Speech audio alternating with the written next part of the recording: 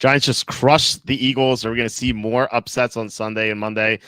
We'll find out. We're going to do another Week 6 NFL Picks video on the WalterFootball.com After Dark show. Before we get into everything, please hit like, subscribe, comment below, share this video, visit the link in the description for the merch store. As always, I'm wearing something for the merch store. It is our fancy, super fancy brown Walter Football t-shirt. It is so fancy you can even wear it to weddings. I swear you can do it. You can find it here in the merch store. Actually, you can't find it here because you have to go in and change the colors, where you can do that for every shirt. You can go long sleeve, you can go hoodie, you can go women's tank top, and you go infant onesie. There are other options as well. We have our mugs, we have our apron, famous apron, baseball caps, everything you can ever want at the merch store. Well, maybe not everything, but close. You can go to Amazon, buy my books. The most recent one's Jerks of the College Years, where I made fun of people at Penn State. So had to be, it was a fun write, and I think you guys will have a lot of fun reading it. My first book was A Safety and a Field Goal, where I had the top 5 football lists, mostly serious stuff, but a lot of some fun stuff as well. So I think you guys would have fun reading that as well. And otherwise, please consider super chats and super stickers. That's the best way to support the show. We've had some great super chats recently over the weeks, so thank you so much, guys. It just means so much, because these YouTube ads pay nothing, especially in the beginning of the quarters. So it's beginning of Q4 right now. The advertisers don't have their dollar set yet, even though it is Q4. They will eventually, but right now it's pretty bleak. So any help you guys can give would be really appreciated. All right, we're joined by Evan Daniel. Evan, how are you? How is your week 5? Well, week 5. So I've said this before. The most important thing for me in the NFL season, at least while I'm still alive in it, is Circa Survivor. And Circa Survivor last week was an absolute bloodbath. Yep. We got on this show last week. I wasn't even thinking when my Niners beat the Rams, upset special. I wasn't even thinking about Circa Survivor, because I didn't think that the Rams would be such a heavily picked team.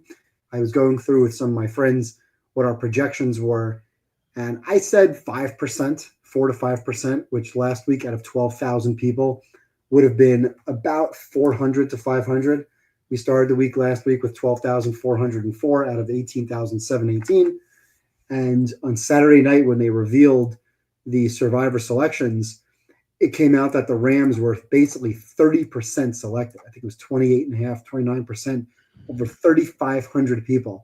Had I known that during the game, I would have been even more giddy after the game, knowing that not only did the Niners win a huge game they should have lost, or at least should have lost going into the game, but it knocked out like a third of the remaining field. Unfortunately for me, I have 4 entries left out of my 5. 2 of those 4 were knocked out with the Cardinals in what was the absolute most ridiculous loss I've ever seen. And I don't think I'm exaggerating. I have never seen a loss like that in whatever it is amount of years I've been watching sports. Forget betting sports. I have never seen a loss like that. And now, anytime someone says to me, I've seen stranger things happen, or stranger things could happen, I'm going to remember that game, which, by the way, I did live bet. So I live bet 3 ways. Number 1, I took the Titans over 13.5 points, figuring that when it was 21-6, they might get a touchdown, go for 2. Figure, what the hell, I might as well take over 13.5. I don't care if I lose. I'm just happy advancing. Number 2, I took Titans plus 17.5 on the spread. And then I figured, you know what? I'm just going to throw this money down the toilet. I'm going to play the Titans plus 1,500 to win the game. And maybe it'll get close at the end. Maybe I'll get into a position where there could be a hedge, even though I don't think they're ever going to, threaten. But we've seen the Cardinals blow games or blow these leads. And I just can't. And I even said to my son tonight at some point when the Eagles were plus 1,500, I said last night as I'm watching the Yankees season end, when the Yankees hit plus 1,500, I said, well, they're not plus 1,500, so the Titans did it. Why can't the Yankees come back? Or why can't the Eagles come back tonight? So I guess the only saving grace on Survivor is that another 3,100 participants' entries were on Arizona. So last week, 62% of the remaining field got knocked out. We're down to 4,600 and change entries, which is less than 75% of the or less than 25% of the overall pot remaining. So the saving grace is that the field is narrowing. And Circa Survivor, And now I have 2 entries left. There's really no room for error. I guess you could say I have 1 entry room for error, but I really wanted to get 2 entries down towards the holiday weeks, Thanksgiving, um, to put me in a better position to hedge and move forwards and be on different games, because obviously we know upsets happen. But I cannot believe what I saw out of the Cardinals. For Murray to get hit in the face with a shotgun snap, for DeMarcado to drop the ball, which I still believe was a touchdown, by the way, as Really? he slightly crossed the goal line. Hmm. And then, of course, to say on 3rd and 2 with 4.5 minutes to go, to throw a pick and then drop the ball and kick it into the end zone. You can't make it up. So that's how my week 5 was. I don't care about anything else. The Niners won. We won some money. We went through 7 games that I liked. I went 5-2. Of course, our selections went 3-2. It's been our MO. We've gotten these bad beats, which I still think we lost the Chiefs. We shouldn't have lost the Chiefs. They're 14-0, and 3 guys are waiting for a ball to drop into their arms, and 3 guys decide I don't want it. So I feel like the game would have ended right there. We would have covered Kansas City. But for me, Arizona losing last week, just like I just don't understand how that could happen. Of course, you had that as a contest pick, -6 or -7 or whatever that line was, which was the bad beat as it is. Losing the spread was a bad beat, let alone the game. So I don't know how this keeps happening. I keep saying we're not going to lose any more of these bad beats, and then every week something else tops the week prior. I'm very curious to see this week which game has that kind of bad beat, because it just feels like it's happening every single week. One more thing. I told you a year ago that for some reason the announcer that always gets me is Spiro Ditas. Of course, he was the damn announcer on the game. I can't bet Spiro Ditas games. He's doing Patriots Saints this week, so Oh no, I got to be careful with that game. Got to stay away from that one.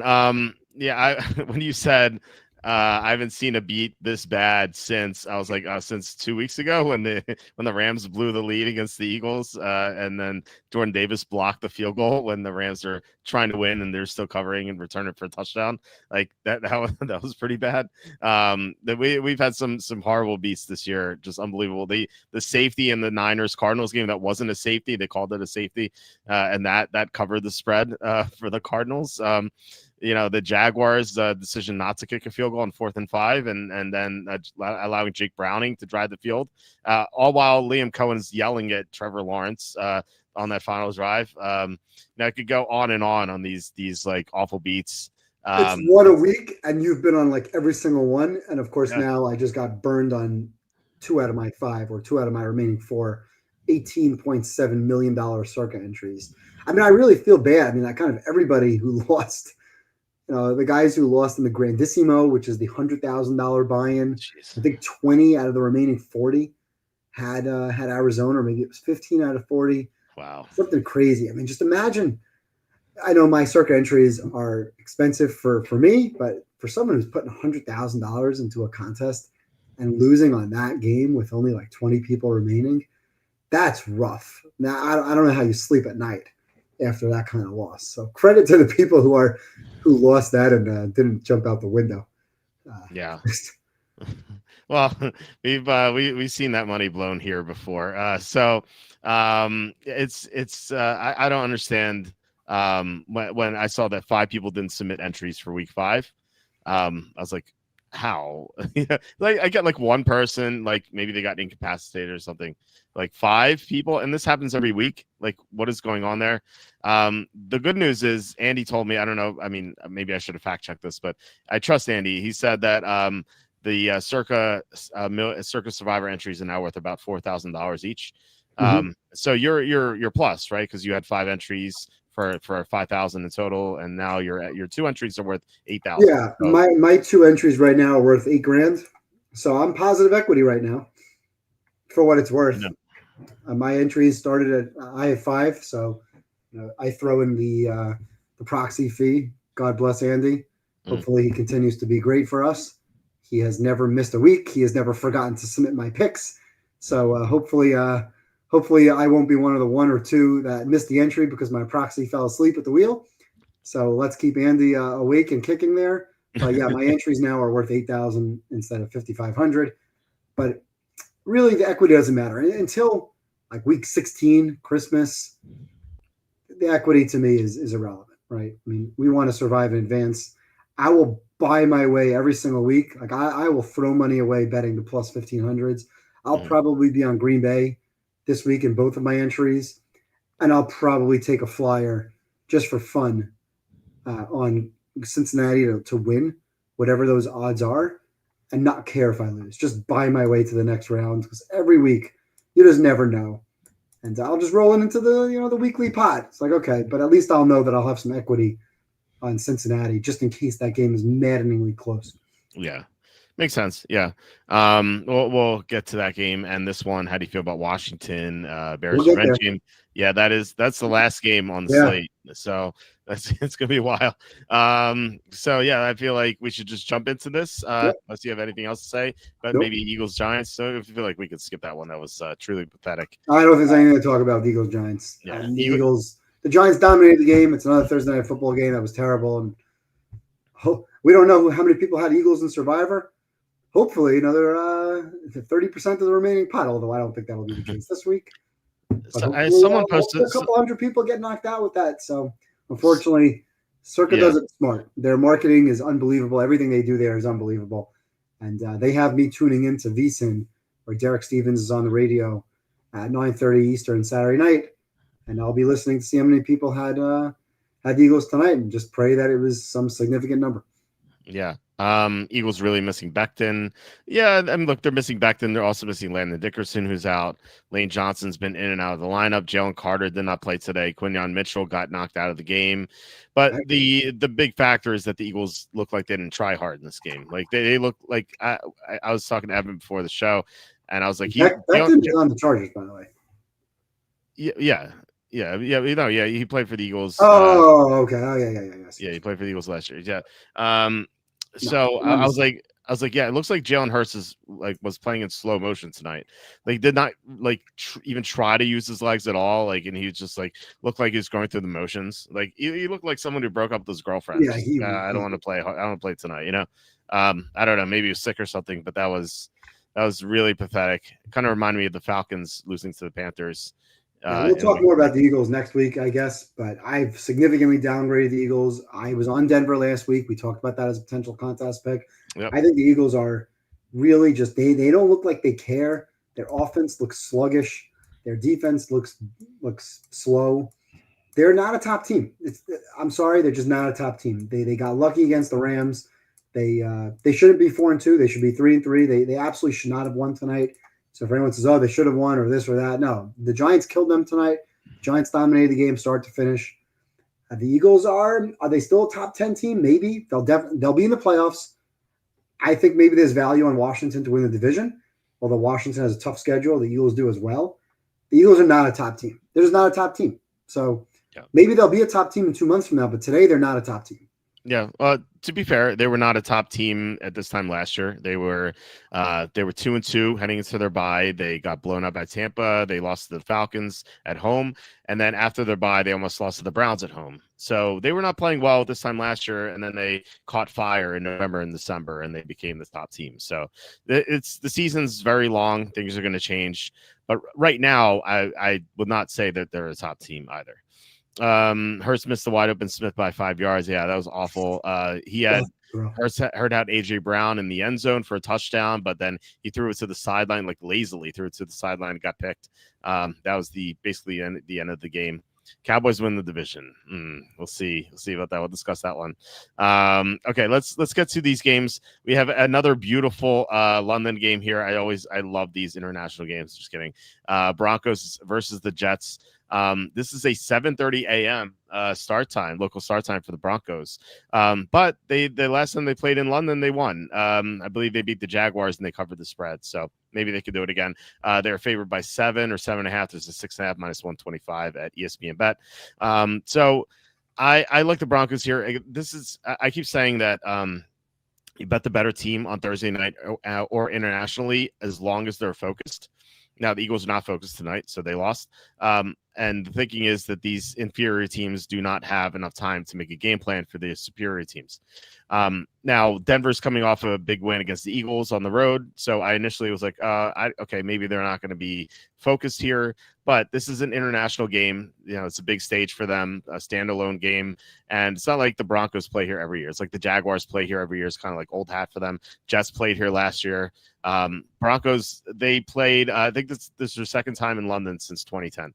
So they're not used to this sort of thing. And this is Bo Nix's first time, J.K. Dobbins' first time, et cetera.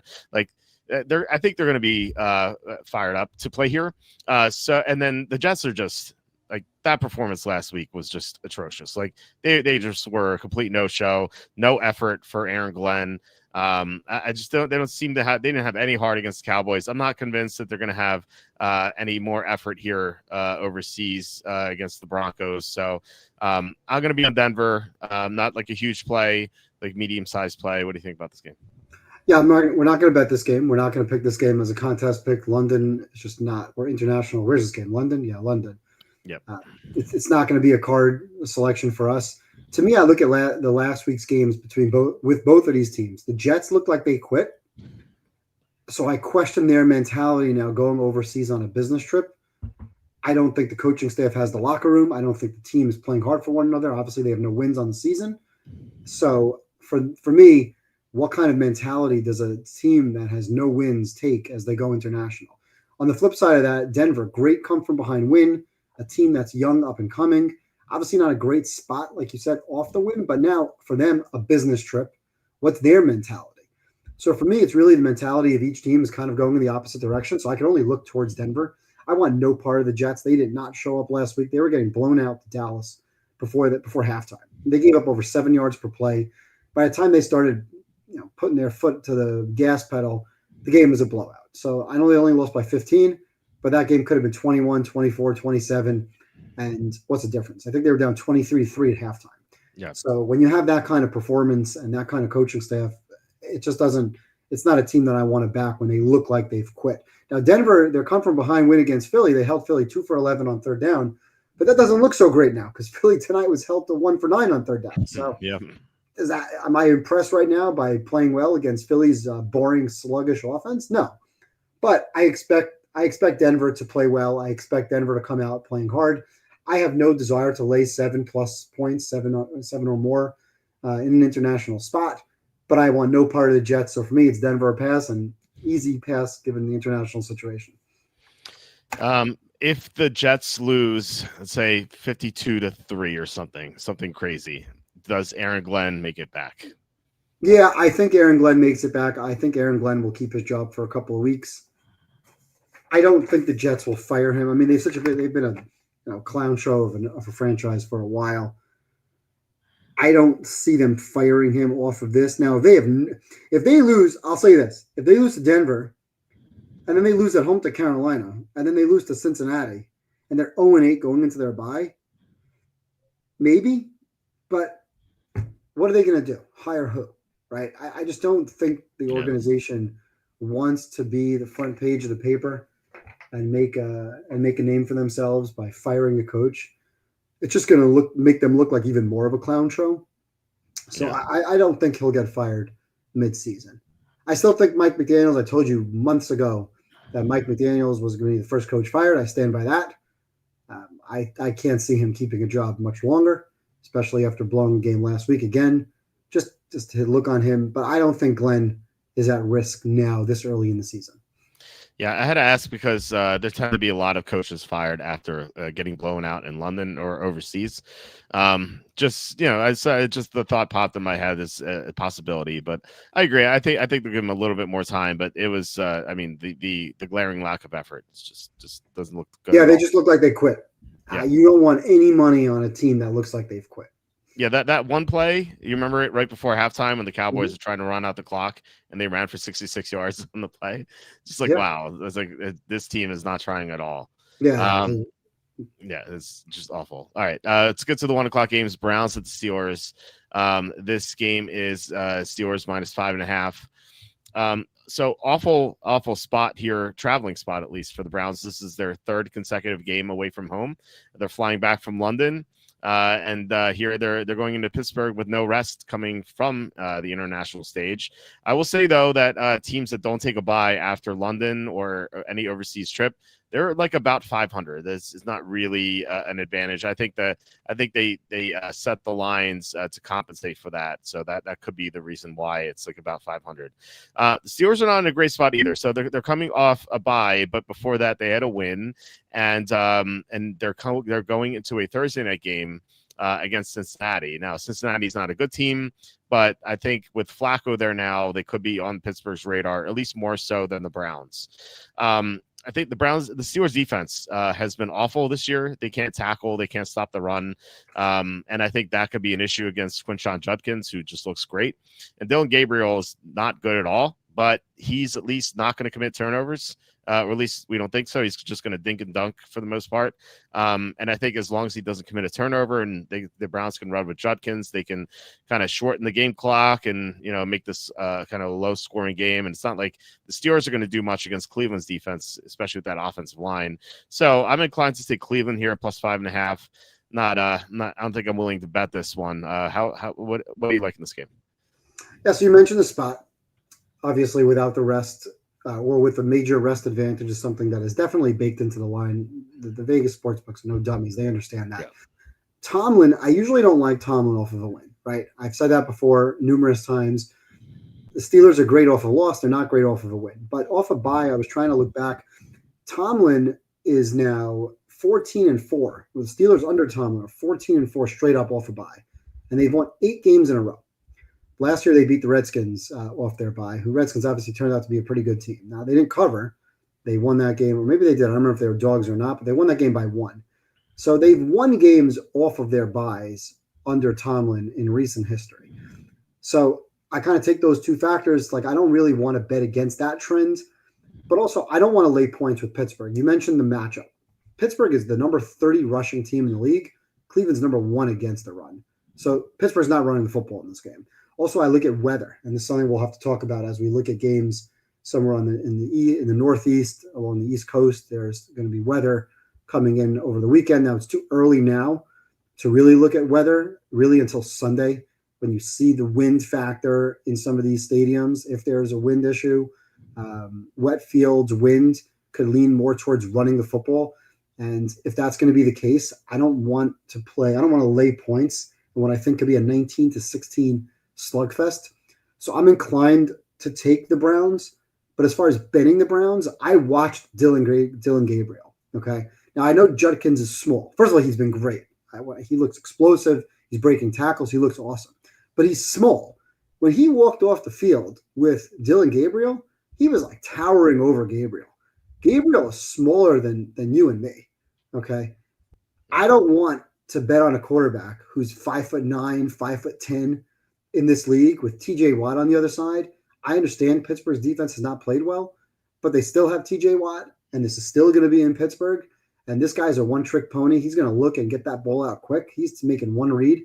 If they take away that one read, I want absolutely no part of Dylan Gabriel on the road in Pittsburgh against Tomlin, who has won every year for the last 8 years off the bye. So I'm inclined to lean towards the Browns. I'm not laying points in what could be a slugfest defensive struggle, but I'm not betting this game. Yeah, I'm not betting this one either. Really don't like anything here. We had a question for Parrot. What is the straight up record for teams coming off overseas to an away game? I threw in a non-bye because if you have a bye, then the traveling kind of gets negated.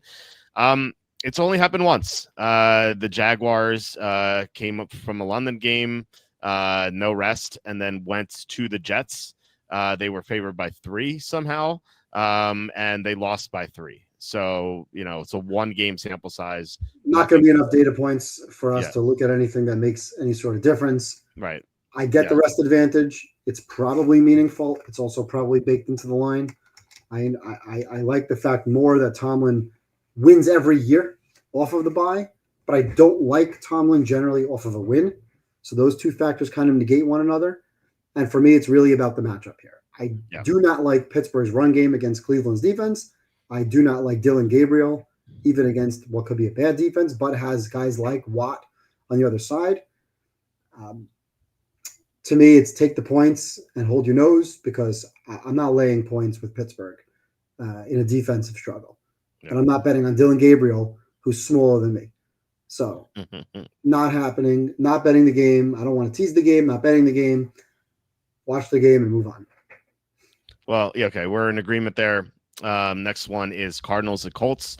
Um, the overreaction to the line move. Hold on, we have a $10 super chat from Kevin Kovac. Thank you so much, Kevin. Really appreciate it. Always glad to have you on here. Kevin says reluctantly took the Giants for reasons of motivation, less than focus. Dart really fires up that team to beat anyone in spite of Dable. Might weigh that more heavily across the league.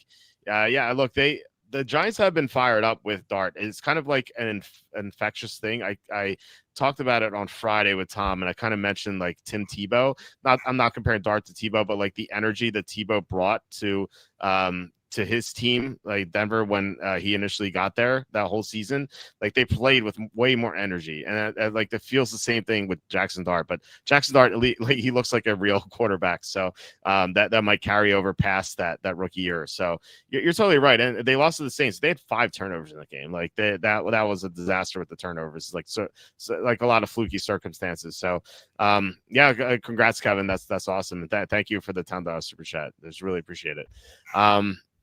Okay, so as far as this game, so what I was saying was the overreactions to this. The advanced line on this game is Colts minus 3.5, and I think it opened at like 6. I think 5.5. 5.5. Okay. Mm-hmm.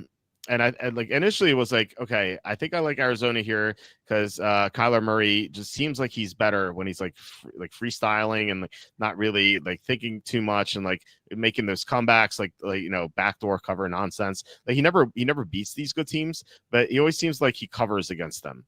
As long as he's not a short favorite. If he's like a short underdog. If he's a big underdog, he'll like cover the spread, and he's actually 21-10 against the spread as an underdog in his career. But Murray, it's all moot because Murray sounds like he's going to be out. He has not practiced the 2 weeks. It looks like it's going to be Jacoby Brissett. And yet the line's moved through 7. It's now 7.5. I think Brissett's a decent backup. I'm not like crazy to bet the Colts, like to bet them at minus 7.5. On the flip side, though, and like anytime you have a backup quarterback against a top 10 defense, kind of wary to bet that. And the Colts are ranked in the top 10 of EPA defensively. I don't know how long that's going to last. I don't know if we've only seen the Colts for 5 games. I don't know if this is a fluke or not. They've had some easy opponents. Like they had the Raiders, they had the Dolphins, they had the Titans. So I don't really know if they're a top 10 defense. If they're like 15th or so by the end of the year, then I think Brissett can cover this game. But if the Colts are a legit top 10 defense, then they can shut the door on Brissett and just get the win here and cover. I'm inclined to take Arizona. I think this line's inflated. But yeah, what do you think about this game? Well, I'm not inclined to take the Colts as a pick, but I'm not touching the Cardinals. Yeah. And it's not because they were disappointing last week or because I think they're completely overrated in general, and I obviously downgraded them significantly. To me, again, it's about the mentality. And last year we saw this with the Bears-Redskins. When the Bears gave up that Hail Mary, their season was over. I don't think they won another game after that happened. Yeah. If they won another game, maybe they won one other game. I think Arizona is going to be in complete, utter free fall right now. From perspective, top to bottom. The coach is getting fined for yelling at a player on the sideline. That's a disgrace. I know. Okay? That's disgraceful. This is a professional team with a professional athlete who literally just handed the game away. The game's over at that point in time.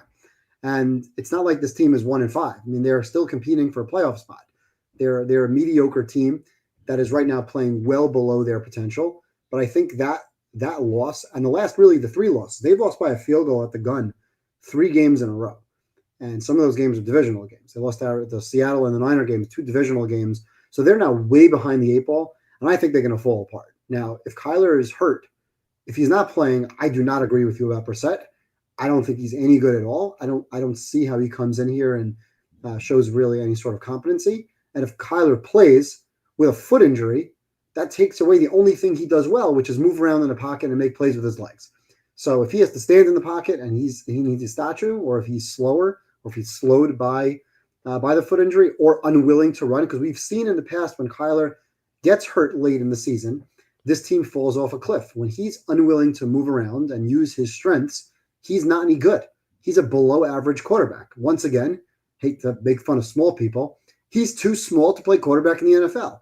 He has elite speed and quickness, and that's why he's able to get away with it. But if he does not have that ability or is unwilling to use those abilities, he has no chance behind that offensive line. Now, I don't think the Colts are a top 10 defense, and I'm not willing to say they're there or not there. But what I will say is that I think the Cardinals' mentality is totally one of defeat, and the coaching staff is a mess. And if Kyler doesn't play, to me, this line becomes 8.5. So I think the line is trending in the right direction. I absolutely have no interest in the Cardinals. I would not want to lay Daniel Jones laying more than a touchdown, even though they have shown this year that they're taking advantage and beating these bad teams. They killed the Raiders last week. They should have beaten the Rams. They killed the Titans. They killed the Dolphins. When they played Denver, it was a back and forth game. We know that. So I'm willing to say that they're an above average team. I'm not yet willing to put the Colts as like a top 10. They're kind of right there. I have them as a +2. My top 10 starts at a +3, so they're not far off of my numbers. But I'm not willing right now to start saying we should be going contest pick, advocating for Colts -7.5. Kyler injured or Brissett, I just don't want to lay it. But I'm not on the Cardinals. You would have to give me a lot more points on the Cardinals to be interested in this team. And really, to me, it comes down to the mentality and the fact that they're in utter free fall right now, which I liken to last year's Bears team. Well, the contest line is 7. So if this goes to like 8.5, there's value. There's value in the 7. I would like it better at 6.5. Yeah. If you tell me it's Brissett and the line goes to 9.5, and I personally made the line 8.5 if no Kyler, I would consider it because of the line value. But again, I don't like betting games and I don't like picking games for contests simply because of injury. These are, for the most part, even though there's so many backup quarterbacks who just don't belong, to me, they're still professional athletes. Maybe this is more so in like a basketball, like an NBA game where you have 6th man or 7th man now starting, and all of a sudden these are professional athletes and the opposition is taking them relatively lightly. Will the Colts take this game a little bit more lightly, given that it's a out of conference game? It's not a huge game. They're coming off of a 40-6 win. Maybe. I don't really sense the motivation. And I just need to see a little bit more of Daniel. They've played great. By the way, they're leading the league yards per pass by a huge margin. I think they're over 9 right now, yards per pass attempt. They're at 9.2. This number 2, I'm sorry, my mistake. Seattle's 9.2. Indy's number 2 at 8.5. So they're right there with Seattle as a top passing offense. I just don't really want to lay points with Daniel Jones. He's played great. At some point, maybe he comes back down to earth. I expect them to win this game. I know this is going to be a popular potential pick for Survivor going against the Cardinals if Kyler is out. But I just don't know if I really want to lay the points. And unless we can't find games and Kyler is ruled out and the line does go to 9.5 and we have value at -7, maybe. But again, we're taking a game specifically because of injury, and I don't like to do that. Okay, I put down as a maybe. We did hit with the Colts last week, so maybe they can do it again. But yeah, I guess I'm higher on Brissett than you are. I think he's a good backup. I'm not saying like he should be a starter anywhere, but I think like in terms of backups, I think he's in the upper half of the It's league. not saying much. That's true. Yeah, I know, but they have no run game. Their defense is kind of banged up a little bit. The coaching staff is a mess. And the mentality of the team off of 3 straight field goal at the buzzer losses, especially the game last week. I just don't know how a team, and now maybe losing their quarterback, I just don't see a lot of hope coming out of that locker room. So I wouldn't want to really be on the Cardinals. But again, laying 7, again, I trusted you last week. I told you to take your pick. If you like that game, I'll go with it. I was on the Raiders side with the points. Just, again, not trusting the Colts to lay. But if they're going to prove that they can win these games outright and cover by margin, then I'm happy to ride the wave. Yeah. I'll say this about Arizona. They do stop the run well. So that's obviously big against Taylor. Like, you have to be able to stop Taylor or at least contain him to have a chance. And they do that. But you're right. They had no running game. not much of a passing attack either. Alexis McBride. And the secondary is somewhat questionable. Will Johnson's good, but the rest of it's not great.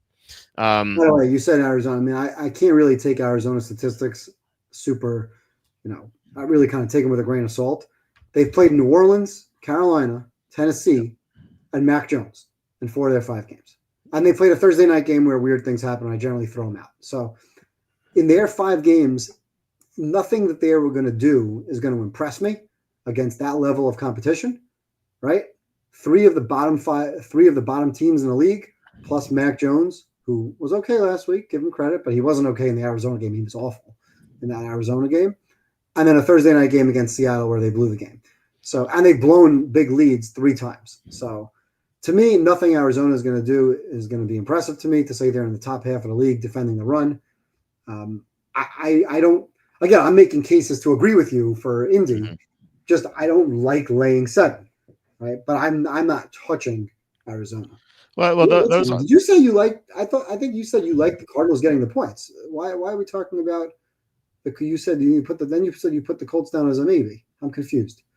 Because the line move in Brissett. Okay, simply because of the Brissett news. Okay. Because of the line move too. Like, because if we're getting 7 in the contest and it's like 8.5 or 9 or 9.5, suddenly that's value. With I agree with you. The schedule as a whole versus the opposing offense is kind of easy, but they play good running backs like the Seattle duo Walker and Charbonnet. They went against McCaffrey. They went against Alvin Kamara. Like Niners have the worst running game right now in football.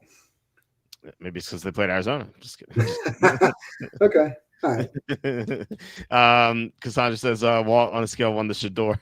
Racist is that Jackson Dart and Cam Scatterbo are starting over Russell and Tyron Tracy. I'll tell you what, if around the horn was still on the air, I think you'd have Mina Kimes and Sarah Spain complaining about it for sure. And Mina Kimes to tell us how Geno Smith's the top 10 quarterback still for sure. Michael Carter's so bad too. At least he doesn't drop the ball shy of the goal line. I don't know. Andy, by the way, Andy called. You didn't listen to last show. Andy called DeMarcado Abracadabra. Thought that was funny. It's a great nickname. I also had and people like the people comment on it. Like I think Cassandra comments on it. I always say I was called Rico Doodle because we had a guest on a year ago, and he's like trying to say his name. He's like, who's this Rico Doodle? And so we've been calling him Rico Doodle ever since. And so so during the last show, I was calling him Rico Doodle. Like Andy was calling him Rico Doodle the whole time too. It's like, it's so funny. Anyway, the next game is Rams at the Ravens. Rams are 7.5 point favorites. I hope we agree on this one, and I hope we can put it in the contest because I love the Rams here. I really don't see any reason to take the Ravens here. Like they are so injured right now. They have a backup quarterback against a top 10 defense. The Rams are a legitimate top 10 defense. They have a great pass rush. And they stop the run pretty well. So I don't see Derrick Henry doing much. And then with the Ravens defense, they're ranked dead last in a lot of categories. They can't stop the run at all. You had Kyron Williams screw up a lot on the Thursday night game. So I think that he's going to be out for vengeance here. And I could see him having a really good bounce back game. The Rams are 3-2 and they're coming off a loss. So I think that, if they lose this game, they're going to 3-3. So I think there might be some urgency here from them. And especially, with more time off coming off a loss, they've had to hear how they blew that game a lot. So I think they'll bounce back. I really trust Sean McVay coming off a loss in these early games. McVay is typically pretty good in these early games. I love the Rams here. What do you think about this game? And before get your opinion, thank you, Kevin, for the $5 super sticker. Really appreciate it. Thank you so much. Kevin cleaned up tonight on the Giants money line. Yeah, he did. Yes. Thank you. Thanks, Kevin. Really appreciate it. All right, Evan, what do you think about this game? Yeah, well, I'll say this. I don't disagree with you, and I've given you some of these big, laying 7.5 point favorites that we've been successful with. So it's hard to make a case for Baltimore, given that they just don't have a team right now. They're going into the bye. I will say teams going into the bye this year are 5-1 against the spread. And I've seen over the last few years that I like teams better going into the bye versus coming out of a bye. The other thing I'll say about the Ravens is that I have them right now with the lack of team minus 10 from what I normally would have them. But how confident am I in that power rating? The answer is I'm not. I don't think anybody really could be confident in any sort of power rating for Baltimore. It's almost like throw a number at the wall and see where you get action to back the other side. So there's no number here. After watching them last week, they allowed Stroud to score on all 8 offensive possessions. And the last I checked, Houston doesn't have that kind of offense to score on 8 straight possessions. So that's pretty pathetic. And obviously the Rams, off of the brutal loss, despite dominating the game, they dominated the Niners 7.1 to 4.9 yards per play. That's 2 points. That's a lot. That's a big, big margin. And the Rams are just not good in short yardage situations. I've said this now 3 weeks in a row. They don't convert third and short. They don't convert fourth and short, or they punt on fourth and short. Also, I worry about the weather.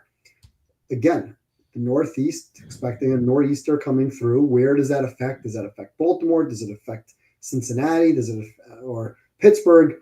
Where is the weather going to be a factor? The winds be a factor that will limit passing games, that will turn games into slugfests. And can the Ravens backdoor this game? Do they give more of an effort? They just got blown out. Do they give more of an effort? They're 1-4. They're staring at 1-5 right now. So, do I love the Rams? No, not as much as you do.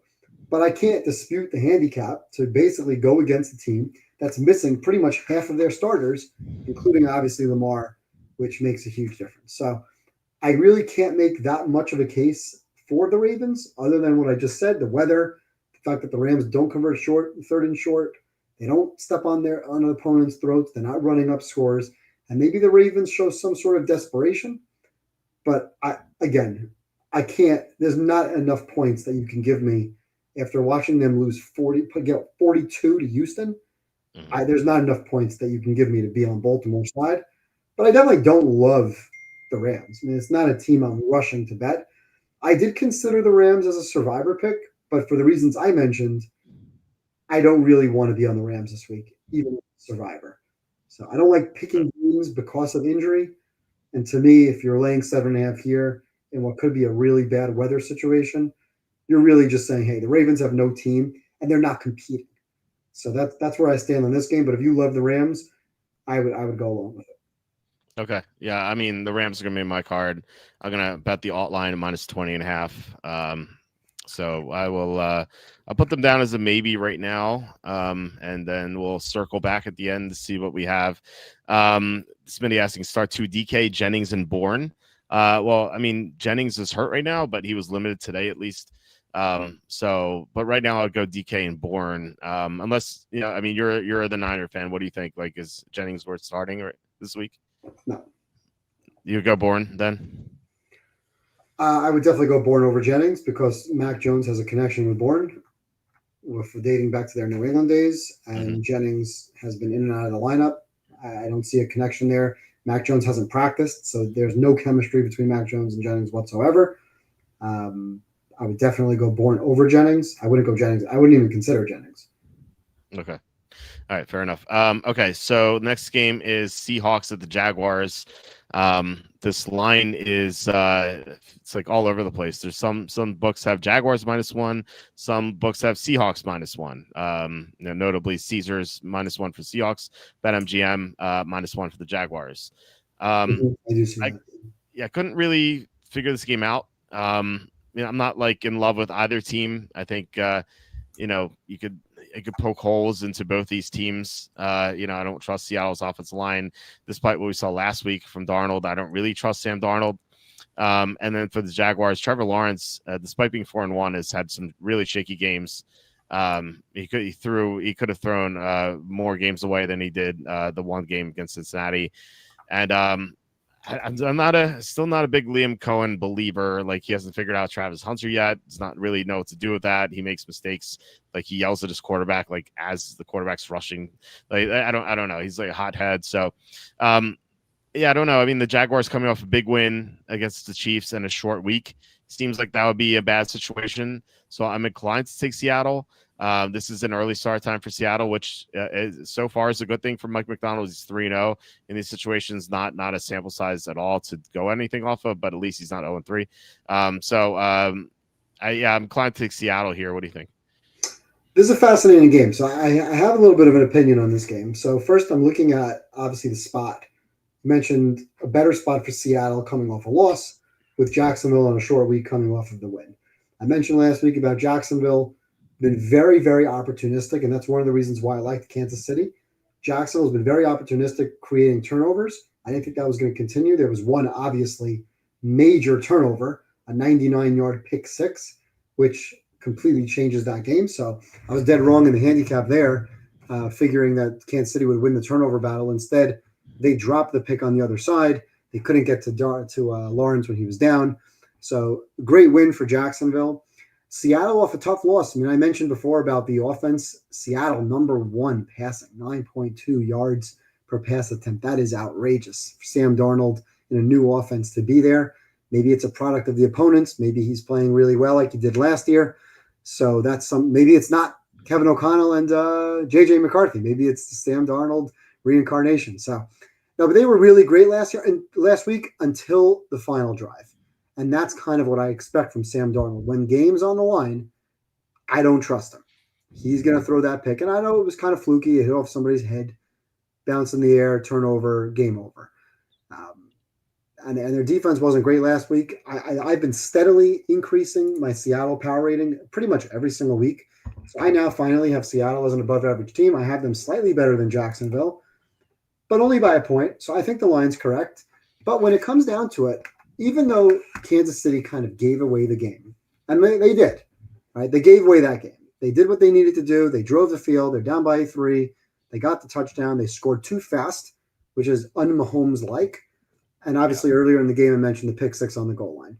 And earlier in the game, when it's 14-0, they dropped a ball is up in the air, and 3 guys were camped underneath it, and 3 guys decided, I don't want the football. So that game could have ended on that time.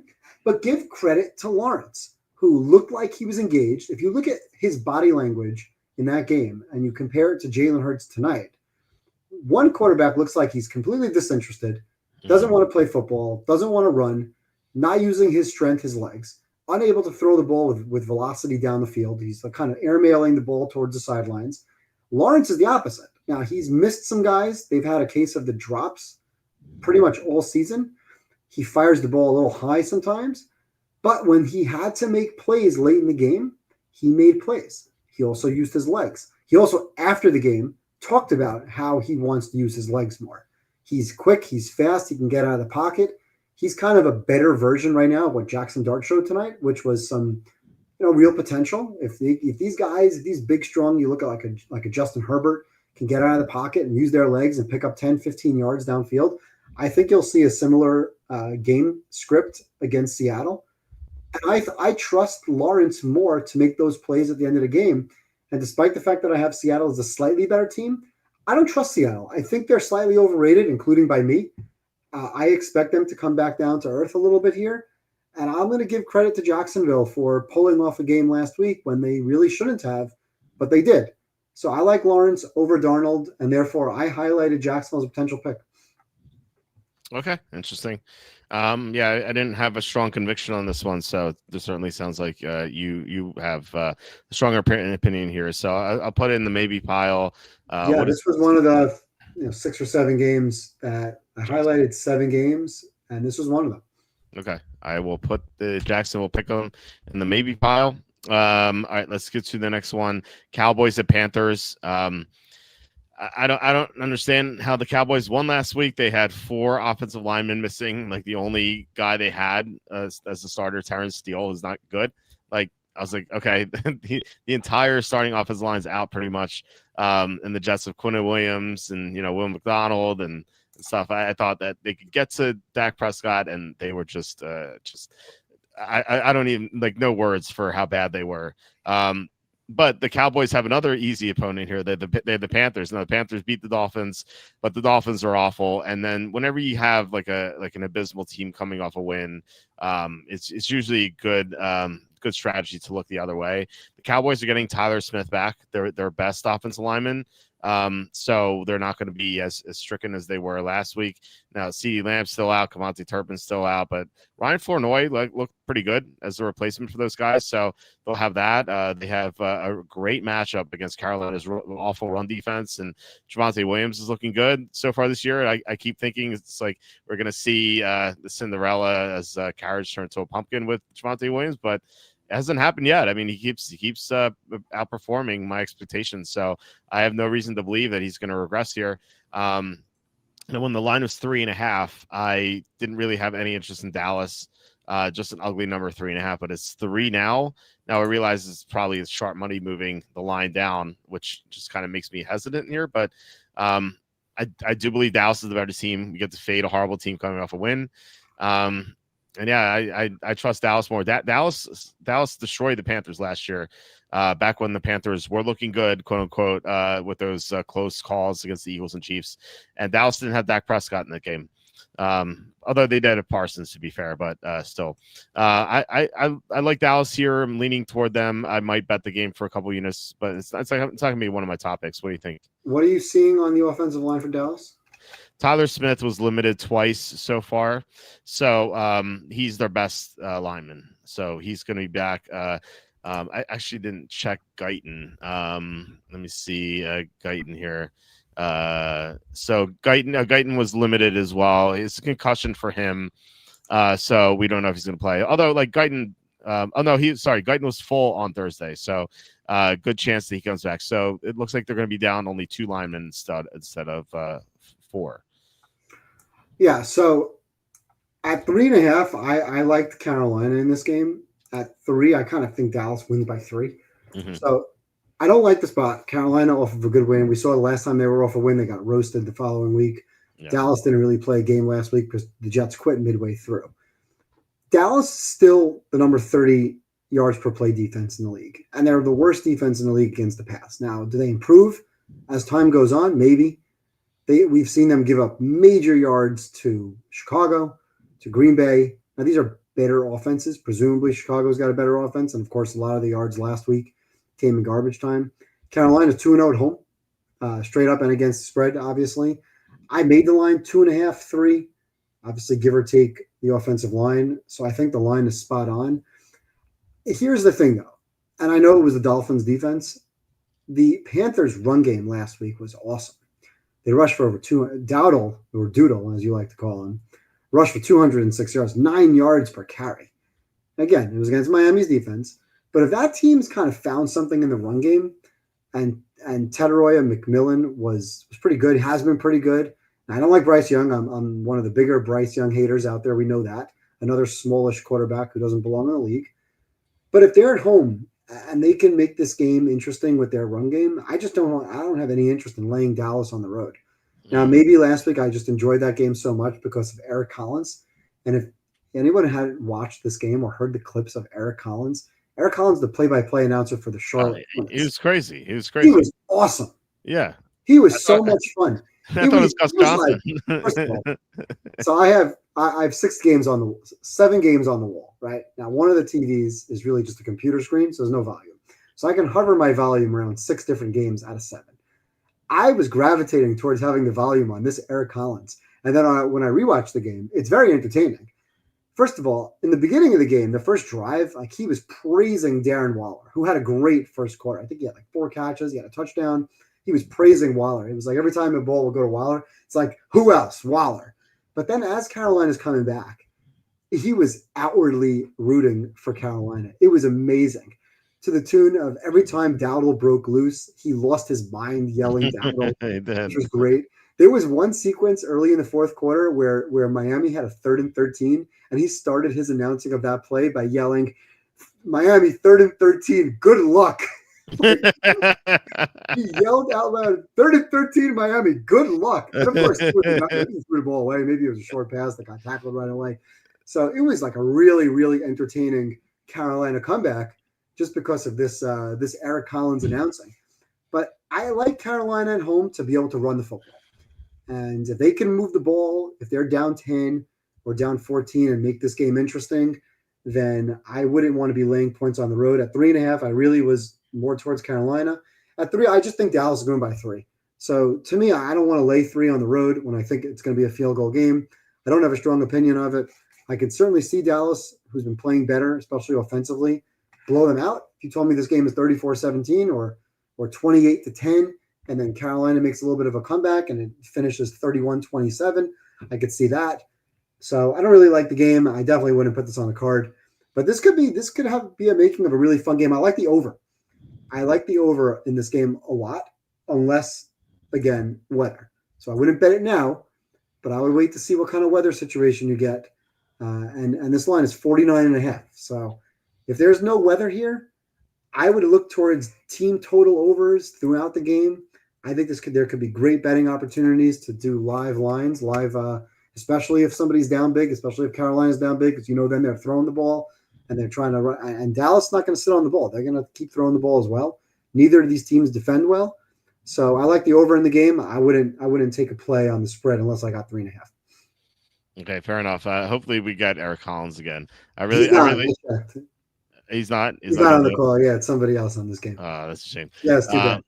Yeah. No, I thought it was Gus Johnson at first. I'm like, wait, Gus Johnson's in the NFL? He sounded NFL? like Gus because he was losing his mind. He was crazy. It was so great. I want to rewatch that game for the third time. Just watch the fourth quarter, because the fourth quarter was great. You had a couple of long runs by Dowdle, and the 3rd and 13. Good luck. That was an awesome line.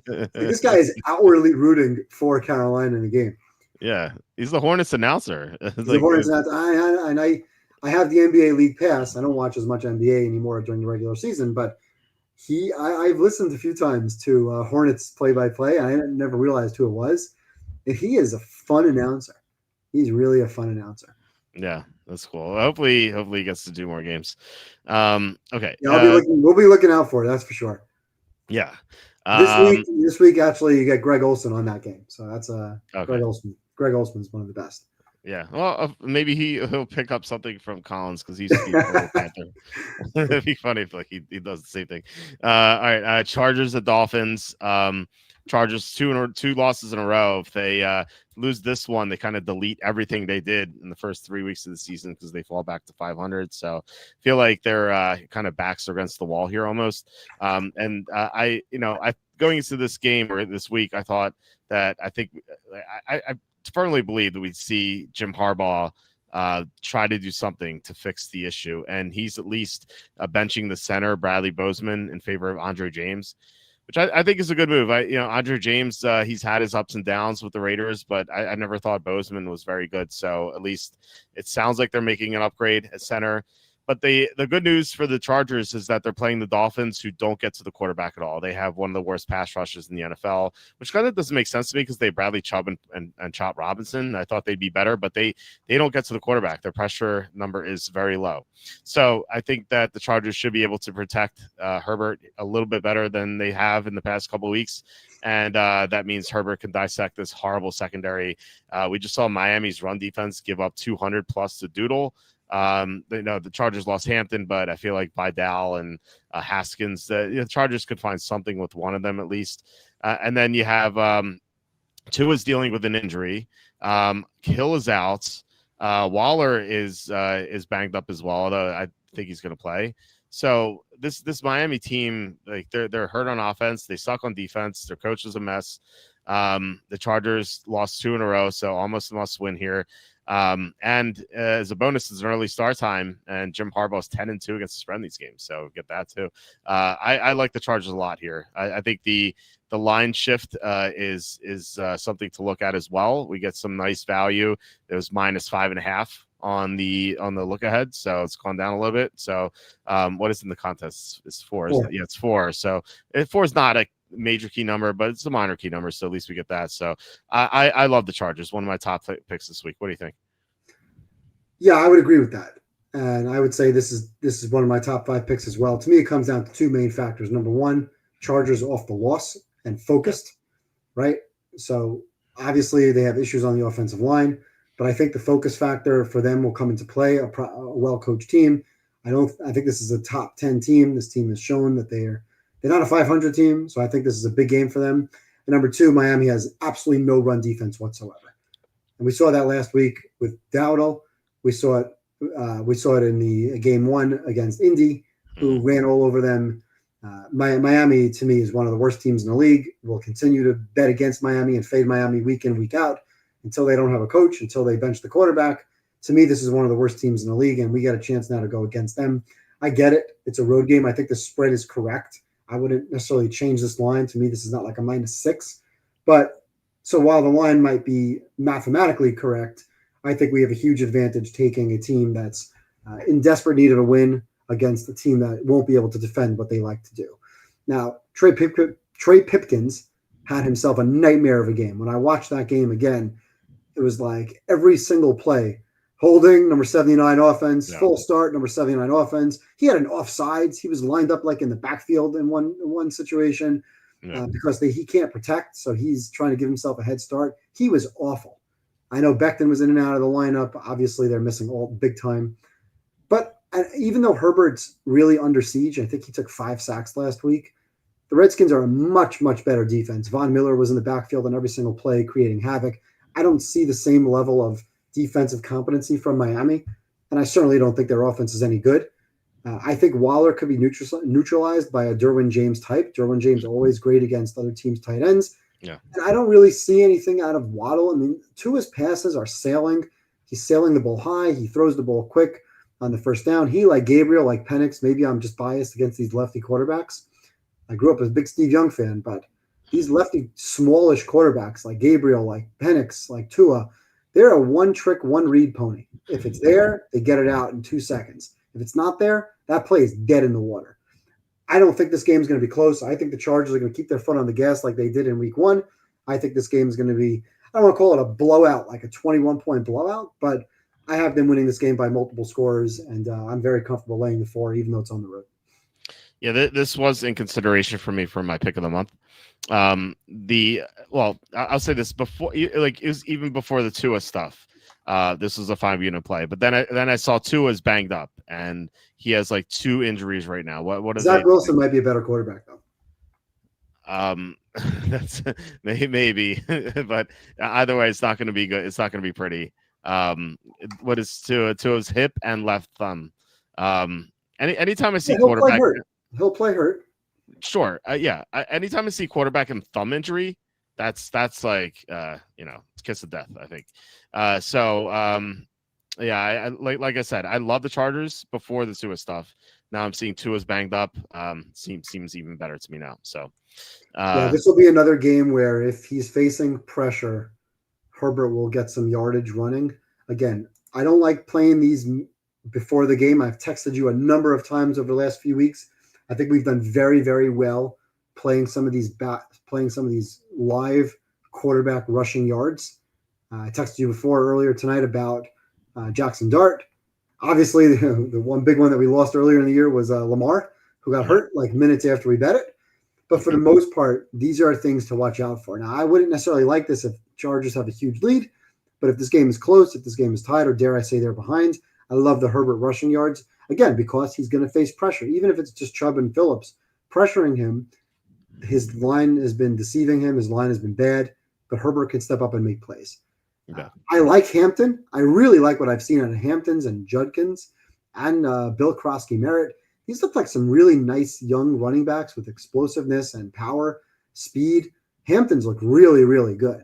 But I think they'll be just fine because if Rico Dowdle can rush for 206, Kamani Vidal can rush for 100, Haskins can rush for 100, somebody could rush. Maybe Herbert could rush for 100. Mm-hmm. And it's pretty pathetic to give up. When you're up 17-0 in a game, Miami last week, and to give up 200 plus to a backup running back. Yeah. Pretty sad.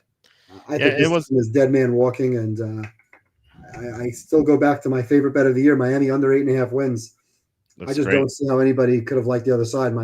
Andy liked the other side. Don't understand it. Just don't get it. Don't know how you back this team. Don't know how you back this team from day one. To me, this coach is on his way out, and I don't think this team is going to get to 4 or 5 wins. Yeah, we bet this one super early. Oh, yeah. It was multiple times. It was 8.5, 7.5. Keep it going. It was the only win total bet I had on the page for months, just because I was like, we'll find stuff later. Like, just bet the Dolphins under. It seems great. Yeah, no. International travel, Miami, Washington, week 11. Oh my God. McDaniel's not going to be allowed on the plane That's home. that's it. Yeah, That's it. that's That's the when time. he'll be He's fired. Yeah. done. He will not be. He will not be the coach when Miami plays New Orleans. And there's going to be a lot of cute people who want to take Miami over New Orleans and Survivor. We're running out of teams. Week 13, with the new coach bump, McDaniel's will not be the coach of the Dolphins week 13. Yeah. Yeah. Hip injury brought down to his draft stock too in 2019. Yeah. That's right. Yeah, the injury suffered in Alabama. Yeah. It's a good point. Yeah, no, I glad we both love the Chargers. Put them on the definite pile. Kevin Kovac, another $10 super chat. Thank you so much, Kevin. This You're the guy man. is drunk on that Giants win. He's awesome. Kevin's awesome. Yeah, Kevin helps out a lot. He super chats us a lot. So thank you, Kevin. He says on some of the same bad beats this season, but doing well in general and quality handicapping. Really enjoy listening. Thanks for all the dedication and time, Walter, and Evan and Andy team too. Yeah, well, thank you, Kevin, for listening, and all you guys for listening. Just really appreciate it. I love doing the show and interacting with people. So like it would be, I would still like to do the show if it was like there's no chat. Like it would be fun, but like the interacting with the chat, that you guys and everyone is just it's just so much fun. Just like talking to you guys all the time. So 4 nights a week. So it's really great. So Kevin, thank you so much. I just really appreciate it. Okay, we have one more early game left. Patriots at the Saints. This line is Patriots -3.5. Andy and I had a debate last night. Ooh, you're going out of order here. Okay. Well, this is the time change. There's a time change here. It's 1 o'clock. I don't know. Andy didn't. I did. Sorry, I should have told you beforehand. I told Andy beforehand. But yeah, I just kind of. It's okay. It doesn't matter to me. Okay. Yeah, there's. I usually go in rotation order with the contest picks, but okay. Yeah, me too. But well, I'd like to go chronologically and then rotation order. Fair so, and this is the next pick on the page too. So, yeah. So anyway, Andy and I had a disagreement on this one. We disagreed on 2 games. This is the first one. So Andy liked the Saints, and the reason he liked the Saints twofold. One, he liked what he saw out of Spencer Rattler recently. Rattler kept the game close against the Bills. He beat the Giants, Rattler beat the Giants, or the Giants beat the Giants? Yeah, yes. I'm just the Giants beat the Giants, so the 5 turnovers. And then he saw it as a bad spot for the Patriots, just coming off the win against the Bills on national TV, and now being a road favorite, which I agree with. I don't think it's a good spot, but the Patriots are a young team. They're hungry. I could see them maybe not being flat here, but I could also see them pulling a Falcons. The Falcons won on national TV against the Vikings on Sunday Night Football, no less. And then the next week, they just were a no-show against the Panthers. The Patriots went into Buffalo, won their big signature game, and then were a no-show again, or maybe a no-show against the Saints here. I think the difference is that Mike Vrabel is a superior coach compared to what the Falcons have, and so I don't think it's necessarily going to be the same type of performance. I think the Patriots are a lot better than the Saints, and given that the Saints are coming off a win, you have a horrible team coming off a win. I like the Patriots here. I hate the number 3.5. I wish it was 3. But, I still would side with them. What do you think? Yeah, so there's a lot of spot plays here that kind of go against one another. We'll start with the Patriots, obviously coming off a huge win, Sunday Night Football, divisional game. That's a monster statement win that kind of tells us that they're not going away. This is a potential playoff team. They have an absolute joke of a schedule. They're going to probably win 9 or 10 games, if not more. And ultimately, they're here to stay. And I said that from before the season, that it's all for me about Vrabel. I'm not a Drake May huge fan. I didn't like him in college. I didn't like him last year. But Vrabel, to me, is one of the better coaches in the league. And this team is a little bit more buttoned up right now. So I give them a little bit more credit off of a huge win. Now, the Giants, it was not Rattler last week, Andy. It was the Giants. They fumbled or gave the ball away 5 straight possessions. They turned a double-digit lead into a double-digit deficit. If they don't turn the ball over in the red zone when they're trailing by 2 late in the game, that's turned that game, I think, into 9 or 11 or whatever the score was at the time, made it a 2-score game, they're probably going to win that game. That had nothing to do with Rattler. I get it. Rattler hasn't looked that awful. But when you have a really bad team, and the Saints are a really bad team, they're a bottom 5 team no matter which way you look at it. I right now have them number 31, tied with the Panthers and tied with the Jets. I'd make an argument that maybe they're ahead of the Jets. Maybe they're ahead. Maybe they're ahead of the Dolphins or Bengals, but they're in that bottom tier. When you have a team like that gets their first win, like Carolina did a couple of weeks ago, they get blown out the following week. Okay, they're celebratory. They don't have much of a home field advantage since the Drew Brees era. I like the Patriots being the more buttoned up team, and I have the Patriots now in that top half of the league. As for me, they're a +1. That's nothing crazy. I don't have them as a +3 or a +4. I have them as a +1. So when I look at this game, I have the Saints -7. To me, this is an 8-point spread on a neutral field. To me, this line should be closer to 6, not 3.5. 3.5 assumes that they're slightly better, but not that much better, and they're a much better team than New Orleans. Now, the other thing I'll say about this game is I am 8-2 picking Saints and Patriots games throughout the season. I think I have a pretty good feel for both of these teams. I was all over the Patriots last week. I was absolutely adamant that I was not going to take Buffalo in Survivor. You remember I told you this was my number 1 pick on the board to take them +7. I thought that was an absolute steal of a line. I thought the game was going to be close. It obviously was. Pretty much played out maybe not as I expected. I thought Buffalo maybe would be a little bit more back and forth. I did not think the Patriots would control the game the way they did. I think they'll control the game this week. I think they'll win by double digits. So not only am I 8-2 picking both of these teams, but I feel like every time Andy and I disagree on a game, I listen to the logic, and I know Andy's a logical guy, of course, logical approach, but I don't agree with his logic at all whatsoever. To even bring up Rattler in this situation, to say Rattler played well last week against the Giants, that is just absolutely not true. They won last week because the Giants had 5 turnovers in the game. And it starts and ends there. The only reason why I don't like New England this week, I'm betting New England this week. But the only reason why I shouldn't bet New England this week is because my friend Spiro Ditas is on the call, and I just can't get his voice out of my head. I think at one point last week when Arizona was driving down by 2, he at one point said, "Forget the field goal, they're going for the win." And I think it was him. I don't think it was Archuleta who said that. He just makes these dumb comments week in, week out. And I feel like I'm always on the other side. And for some reason, he's just like my announcer nemesis. But throwing out the intangible stuff, the Patriots are a much better football team. They're buttoned up. And the Saints coming off of their first win in a game they didn't deserve to have. And maybe because they got that win, this line is now what it is. To me, if this line were 5.5 or 6, I would still bet New England. I love them in this spot. You said you made the line 6. I made the line 5.5. So we're pretty much on the same page there. Another argument for taking the Patriots is that the Saints have done, fairly well, like relatively speaking, recently against the Bills and the Giants. The Bills and the Giants have 2 of the worst run defenses in the NFL right now, because the Bills don't have Matt Milano. The Giants obviously don't have talent in most places defensively. But the last time the Saints have played a good run defense was the Seattle game, and they just got walloped in that game. Mm-hmm. The Patriots are eighth against the run. But I have them 4th against the run. Okay, yeah, they just handled James Cook extremely well. Mm-hmm. So the Saints, who want to run the ball with Kendre Miller and Alvin Kamara and Taysom Hill, like they're not going to be able to do that effectively against the Patriots as long as the Patriots are focused, which again I think they will be. Rattler's going to have to do more. And I don't think he'll succeed. I think this could get ugly here. Yeah, I do too. I think this is going to be very similar to that Seattle game. Granted that Seattle game was on the road and they lost by 31 points. Yeah, I could see New England just like they did against Carolina. They were down 6-0 and they blew them out of the water. Frankly, they lost to Pittsburgh by 7, but again, they were -4 in turnovers.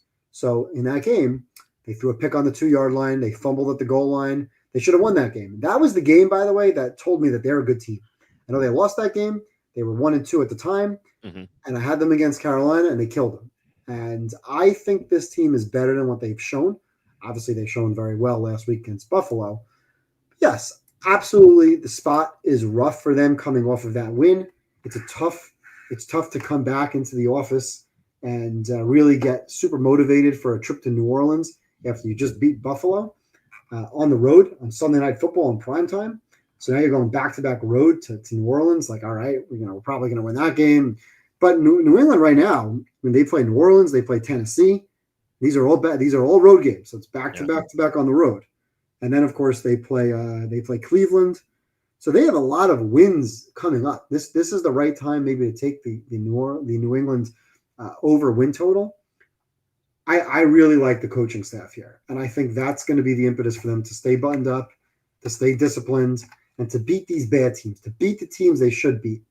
So give me New England minus 3.5. I'll take it up to -6, -6.5. I think they win this game by at least 7 points. Maybe there's a backdoor lead, but I think at some point in this game they're going to lead by 10 plus. Yeah, I think so too. What do you think about John's question? Patriots plus 370 to win the division.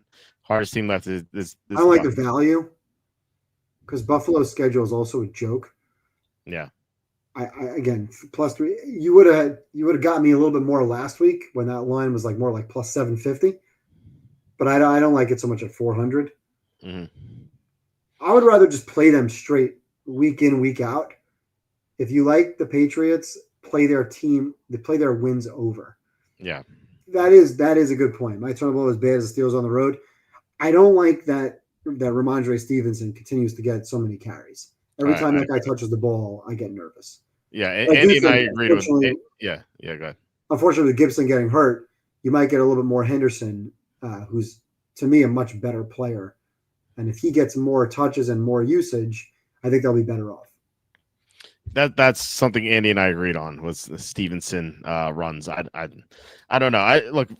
It's hard to criticize the Patriots. They could be 4-1 right now. Although one of the losses was because of Stevenson, but still, Vrabel's doing a good job overall. But I don't understand what he sees in Stevenson. It's clearly that Henderson's the better talent, and he doesn't turn the ball over. He didn't fumble at Ohio State at all. Stevenson fumbles every week. It's like clockwork, Yeah, they didn't play well against the Raiders. They lost that home opener against the Raiders. Yeah. Obviously, the Miami game, they gave up a bunch of extra points in that game. They certainly took care of business.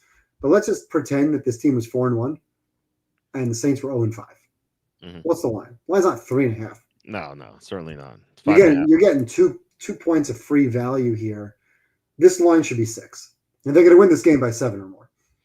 Yeah, it has to be pass pro for Ramondre. I mean, Henderson was the top pass protecting running back coming out of the draft. Yeah, I think he'll get more usage as time goes on. Yeah, I really don't get it, Kevin. I just don't understand.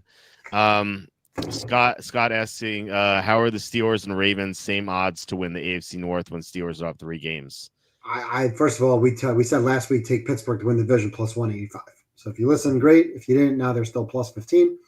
By Monday morning, they'll be minus 130 or minus 150. Yeah. I think if Lamar comes back week 8 and they get a bunch of players back week 8, then I think the Ravens could make a run. But I know they have an easy schedule at the end of the year because I know for fantasy football implications they play soft opponents. If they're healthy, they're going to run the table. That'll be the time to take them back. But you should already have in your pocket Pittsburgh 2-1. Yeah. Okay. Pittsburgh 2-1, you're late to the window. Yeah, and by the way, I should mention Scott. Thanks for commenting. We actually had a question a couple weeks ago. They're like, why don't people on X comment on here? Because we actually have more views on X than YouTube. We have 265 people viewing on X, whereas we have 22 on YouTube. It's because I have 35,000 subs on X compared to 5,000 or so on YouTube. But I think it's tougher to comment on X. It doesn't really. It's not I don't know. It's just weird. But yeah, I don't know. But it's cool to get a comment on X. So thanks for commenting, Scott. Really appreciate it. No shout out tonight. Don't forget Kenny and Tom too, and Charlie. Don't forget Charlie. Yeah, certainly. We'll have Charlie on as the draft approaches for sure. And Charlie gave us. He likes Dante Moore to be the number 1 pick in the 2026 NFL draft. So I'll be looking to bet that. I can't bet it where I am, unfortunately, but maybe I'll make the trip to New Jersey, or maybe I'll ask Nuggets to make the bet for me. So all right, let's get to the first 4 o'clock game, which is Titans at the Raiders. This line is Raiders -4. That's the line in the contest? No, hold contest on a second. Do you agree with Patriots as a contest pick, or that's not? Oh yeah. That's definite for me. Okay. Yeah. Okay. So this line's 4.5 in the contest, unfortunately, but I still like it at 4.5. I like the Raiders here, and I don't really, like if you asked me a few weeks ago, like, do you want to bet the Raiders -4.5? I'm like, no, not really. But look, they're playing the Titans. They're playing the Titans off a win, another horrible team off a win, by the way. So get to fade that. But the Raiders, at first glance, it's like, how do you take this team at -4.5? They are 1-4, and they're coming off 4 consecutive losses. But they've had like a pretty tough schedule so far. Like, just take out the Bears, and I say take out the Bears because the Raiders could have easily won that game. They outgained the Bears yards per play 6.9 to 4.2, and total yards 357 to 271. Like, they're the better team. They just threw that game away, and you could argue maybe they're going to throw this game away too. That could be, but outside of the Bears game, they played the Patriots week 1, and they won that game. At the time, it didn't seem that impressive, but I think now we think more highly of it. The other 3 games they played the Chargers when the Chargers were at full strength. They played Washington. Granted, no Jane Daniels, but Washington's overall team is pretty good. And then they played the Colts. Now, they got blown out in 2 of those games. Actually, 2.5 of those games. Chargers Raiders was kind of close for a while, but then it wasn't. But still, like, this is their easiest opponent yet. They are desperate 1-4. And I like the matchups here. I like Ashton Genty against this horrible Tennessee run defense that can't stop any running game at all. I like Max Crosby against this horrible offensive line for the Titans. And given the Raiders' offensive line issues, I like that they're playing a Tennessee team that has one of the worst pass rushers in the NFL. So I like the Raiders to bounce back here. I'm not going to say this is the first time I'm taking the Raiders all year. So this is not like a money pit here when just throwing it at the Raiders nonstop. So I like them here. What do you think about this game? Yeah, I would lean to the Raiders because of the spot. I mean, obviously them coming off a loss. Gino's been awful. Yeah. He's been going to the side. Every time I take a look up at Gino, he's walking to the sidelines and taking his helmet off and slamming it against the floor. But I can't be on Tennessee. And we talked about Carolina coming off of their 30-0 win, got blown out the week later. I think the Saints will get blown out off of their first win. I think Tennessee will get blown out again off of their first win. Tennessee, just they're happy to punt the ball 4th and 4 when they're down by 2 scores. They wanted no part of that game until your friend Amari decided to hand it to them. And then Abracadabra. Who got the pick and put it down. They call him the Rabbit. I forgot his name. Now I'm blanking on the Cardinals secondary. But the Titans had no business being in that game. They won. They're celebrating all week. They're all excited. And the Raiders are just the opposite. Now, the Raiders don't have a lot of team right now. Colton Miller being out is a huge problem. They have no Bowers, so there's really not much in the form of weapons downfield. I know Trey Tucker's been all right, but Gino just can't make plays. I mean, they need Bowers badly. Genty's looked okay. They got him the ball in space, but they can't finish drives. I don't like their defense. I don't really want to be laying points with the Raiders. To me, this is not a game I want to bet on. I can't look towards Tennessee. They're a team that's now covered their 4th game in the last 22 tries over the last year and a half. So to be on the Tennessee side, not for me, not with my money, but I don't think I really want to be on the Raiders either. Okay, so not even a maybe then? I mean, listen, I've said this to you last week. I've said this to you in the past. If you're going against the Titans, you're winning a lot more than you're losing. It's right? true. So you're hitting at a 80% clip there about when you're picking against Tennessee and Brian Callahan in the last year and a half. So, yes. So why don't we do it more often? Just fade Tennessee every exactly, week. Right? Why not? If it were that easy, right? Let's just fade the Titans every single week. What is that this year? It's your 4-1, right? Yeah, you're 4-1. Yeah, 4-1 this week. Well, it depends where you got the line in week 1 against Denver. Right. If you took it on the opener, that's true. Yeah, if you took it late, you covered. If you took it before the game, you covered week 1. If you took it at any point in May, June, July, or August, you lost. So depending on when you bet Tennessee week 1, if the lines came out and you were excited to bet Tennessee, you lost by a hook. If you showed up to the window at 12:45 with the game starting in 10 minutes, so you know what? I think I like Tennessee this year. You got lucky. Yes. Maybe you didn't get lucky. Maybe you almost didn't get unlucky because they were in that game pretty much the entire game until they lost by 8.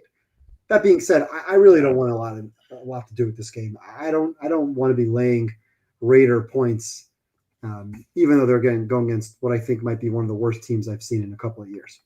Yeah, even that Denver game where they were quote unquote in it, they got outgained 317 to 133. No, Denver was awful in that game. too many turnovers by Yeah, Denver. Denver was terrible. Knicks was Yeah, terrible in that game, yeah. and maybe Denver's not as good as we thought. Listen, they beat the lowly Eagles last week, so big deal with Denver. Well, I'll say this: that Denver, Sean Payton, weeks 1 and 2, just awful. 320-1 against the spread since he returned I'll from tell you camp. this much about the Raiders: I'm not considering them in Survivor. No, well, No, no, sir. let me I wanted to ask you this question about Survivor. I don't know if I should ask you now or wait. F it, I'll just ask you now, so I might forget later.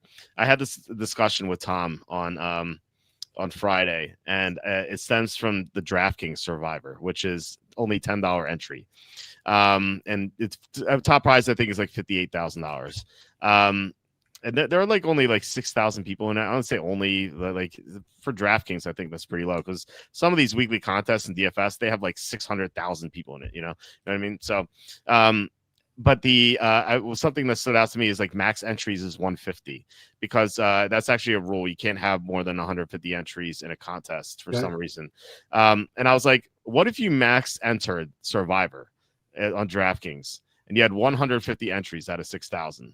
Like, how manageable would that be for you? Would that be just a complete headache and you're like, oh, that's not worth it for No, me? I would probably just break it up into like trenches of 10 or 15, right? Okay. Yeah. I would say, okay, I have 10 entries basically, and I would use 10 at a time or 15 at a time, would just be all like I have right now. Let's say I start with 5. Mm-hmm. So entry number 1 would basically be entries 1 through 15, right? Yeah. Entry 2 would be the equivalent of entries 16 through 30.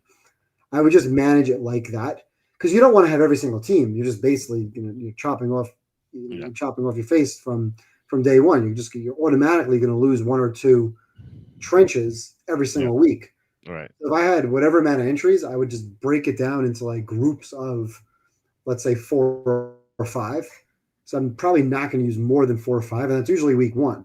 Mm-hmm. Like if I had that this week, right, I would obviously use a bunch on everybody, right? I would take a bunch on the Eagles, a bunch on the Broncos, a bunch on the Steelers, a bunch on the Colts, a bunch on the Rams. And I would just advance as the weeks go on, whittling it down until eventually I have 10 or 20 or whatever amount of entries, and then take it more seriously with how I want to break it down. But as far as headache, I wouldn't actually sit there and look at, okay, entry number 1, who do we want to use? Right? That's what I do it now. I mean, I spend, I hate to say this, multiple hours a week literally going through my power ratings and making spreads for weeks in the future on games of where I would need. Last week, for example, I'm looking at Detroit and the Cardinals, and I determined that I wouldn't be using the Cardinals ever again. So they were a no-brainer to use twice. I had them 2 times because I already used them 2 times. And then did I want to go Lions? Did I want to go Rams? Did I want to go with some other teams? And I made the decision that I wanted to save the Rams for potentially this week or week 9. And then I decided I don't necessarily need Detroit, although I'd like to save Detroit because they're a holiday team and Circa has holiday weeks. So, but I figured, okay, I'm not going to take them in every single entry. And then where do I want to put them? Do I want to put them with the entry, like entry number 4, use the Dallas already. Entry number 2, prior to last week, had to use the Bengals. So like that was my most important entry, like burning a team like Cincinnati. When you get rid of those bad teams, that becomes like my favorite entry who I want to have my better picks in. So I do spend a lot of time figuring out who goes where. If I had 150 entries, I would literally break it down probably by 30 and go with like different 5 groups and just go straight 130, 31 through 60, etc. Okay. That's how I would manage it. It wouldn't be hard at all. It would just be a matter of entering 150 times, which that's the hard part, just clicking over and over. Yeah, just clicking over and over again and just keeping track of it. Yeah. Yeah, right. Yeah. For me, if they had like a you could upload an Excel to make it easier. That's the only way I do it. But yeah, Kevin, $10 super chat again. Thank you so much, Kevin. Really appreciate it. You're the man tonight. Thank you so much. Cheers to that. Who among us doesn't spend 2 hours looking at one game to ultimately pick wrong? Fantasy and pick'ems, love it. Yeah. Right. This happens to me all the time in DFS. Like Saturday nights, I'll just stare at my DraftKings lineup and I'm like, wait, let me do this. Let me put that guy in here, take this guy out. Like I'll fiddle my lineup for like 2 hours, and then it just does. And sometimes it doesn't cash. It's like, okay, I just wasted 2 hours of my time. Like, the week after I lose Circa Survivor, it's like I have so much time on my hands. Right. I walk around aimlessly, wondering what to do with myself. Yeah, exactly. I actually sleep on Saturday night. It's kind of weird. Yeah, yeah. I That's don't I have guess. I don't wake up with dreams about Spiro Ditas telling me Oh my something god. about my team. Yeah, that is is nightmare. Yeah, I've had my fair share of football dreams. Actually, I once had a dream that I went into a coma and I woke up like a year later and I was like stressed out because I didn't know some of the players. And like the Chiefs had this quarterback named Derek Van Oo, VAN space OO.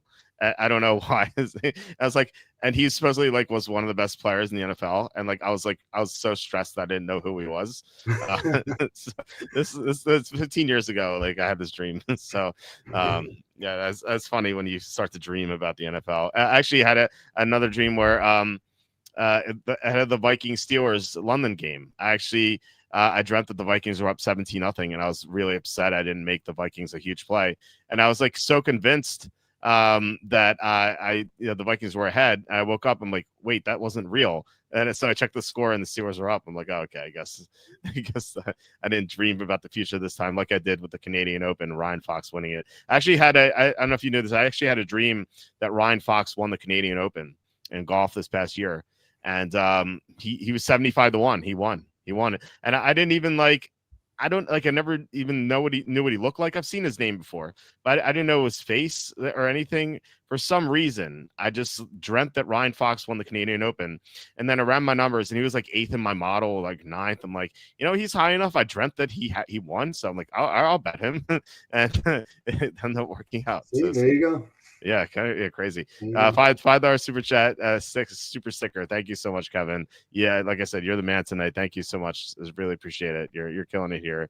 All right, so we get to the game that was moved from 1 o'clock to 4:25. 49ers at Buccaneers. The line is Buccaneers -3. Of course, the 49ers have countless injuries that you have to look at. We mentioned before that Jawan Jennings was limited today. Mac Jones limited twice. Ricky Pearsall has not practiced yet. Brock Purdy has not practiced yet. They've had some other injuries, defensive tackle guys who were banged up. Gross Matos, he left the game last week. He's DNP twice so far. Obviously, Nick Bosa's out. He's on IR. The only good news is like Michael Williams is fully practicing with 2 injuries, but he's full. Just the Niners are just such a mess with these injuries. They won last week, but that was just I just the Rams falling apart. We talk about how the Giants blew that game. The Rams did the same thing. You had the Blake Corum fumble. You had the Kyron Williams fumble. Kyron Williams got stuffed on 4th down. The Rams, you mentioned it a few weeks ago. The Rams in short yardage have been awful. But yeah, the Niners lucked out with that one, and they won, but they were outgained 7.1 to 4.9 yards per play. Or no, that was actually the Niners, wasn't it? Yeah, Niners are outgained. Yeah. The Rams outgained the Niners in your overall yards. So I thought personally, if like a bunch of Niners return here, I think there'd be good value at the +3. But given that the Niners have so many injuries, I kind of want to take Tampa, but I feel like Tampa's going to win by 3. So I don't really see any point in betting this game. I mean, you're the Niner fan, so you tell me what you think about this game. Yeah, this is an easy pick. This is Tampa Bay -3 is a joke. This line should be at least 4.5, 5. Tampa is the slightly better team right now, even at full strength. At full strength, Tampa is slightly better. Okay, slightly better.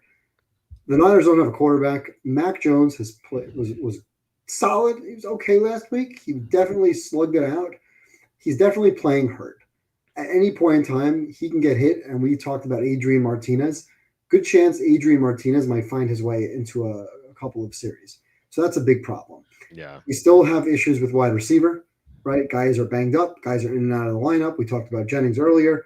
I know Bucky Irving is out, and that's somewhat of a problem. The Niners' run game has been absolutely awful. They've been last in the league running the football, which is crazy to sound with Trent Williams and McCaffrey there. And we know that Tampa's defense, although they were not good last week, they gave up 6.1 yards per carry to Seattle. But generally, I think their defense is a pretty good run defense. Baker's been awesome. 29 of 33, 11.5 yards per attempt last week. He's finding ways. I don't think the Niners go in and win this game. It's a bad spot. They're coming off of a house money win against the Rams, a game they certainly didn't deserve to win in the stats. They deserved to win by making the big plays when they counted, but they got blown out in the game. The yards per play, the fact that the Rams moved the ball up and down the field, they got stuffed at the one on a fumble on an opportunistic play. They got stuffed on a 4th and 1 late. And Mac Jones made some plays. So give them credit for making the bigger plays when they needed to. They won the game, and now they're playing with house money. They're going on the road in a game that I am shocked that this line is 3. Because to me, at full strength for both teams, Tampa minus 2.5. Now you talk about the injuries factored in. How are the Bucs not favored by 4.5 points? To me, the Bucs are going to win this game by 7 points. So if they're down late, Baker will find a way to tie the game. Maybe if they're down 3, they'll win by 4. So I'm very comfortable laying 3 in this game. I don't see a way where the Niners cover that. Maybe it's a push, but I would listen. Niner fan, we'll take this if they win this game. Great. Niners have been playing with house money for a couple of weeks now. They got lucky late in the Arizona game, even though there was a holding penalty, which cost us the spread. They got lucky in the Seattle game by creating a fumble late. They almost blew the game to New Orleans. They're not playing good football, right? They're making opportunistic defensive plays when they count. I don't see a way they slow Baker down on the road. I think the Bucs win this game by 7 to 10 points, and the Niners hopefully get healthy moving forwards.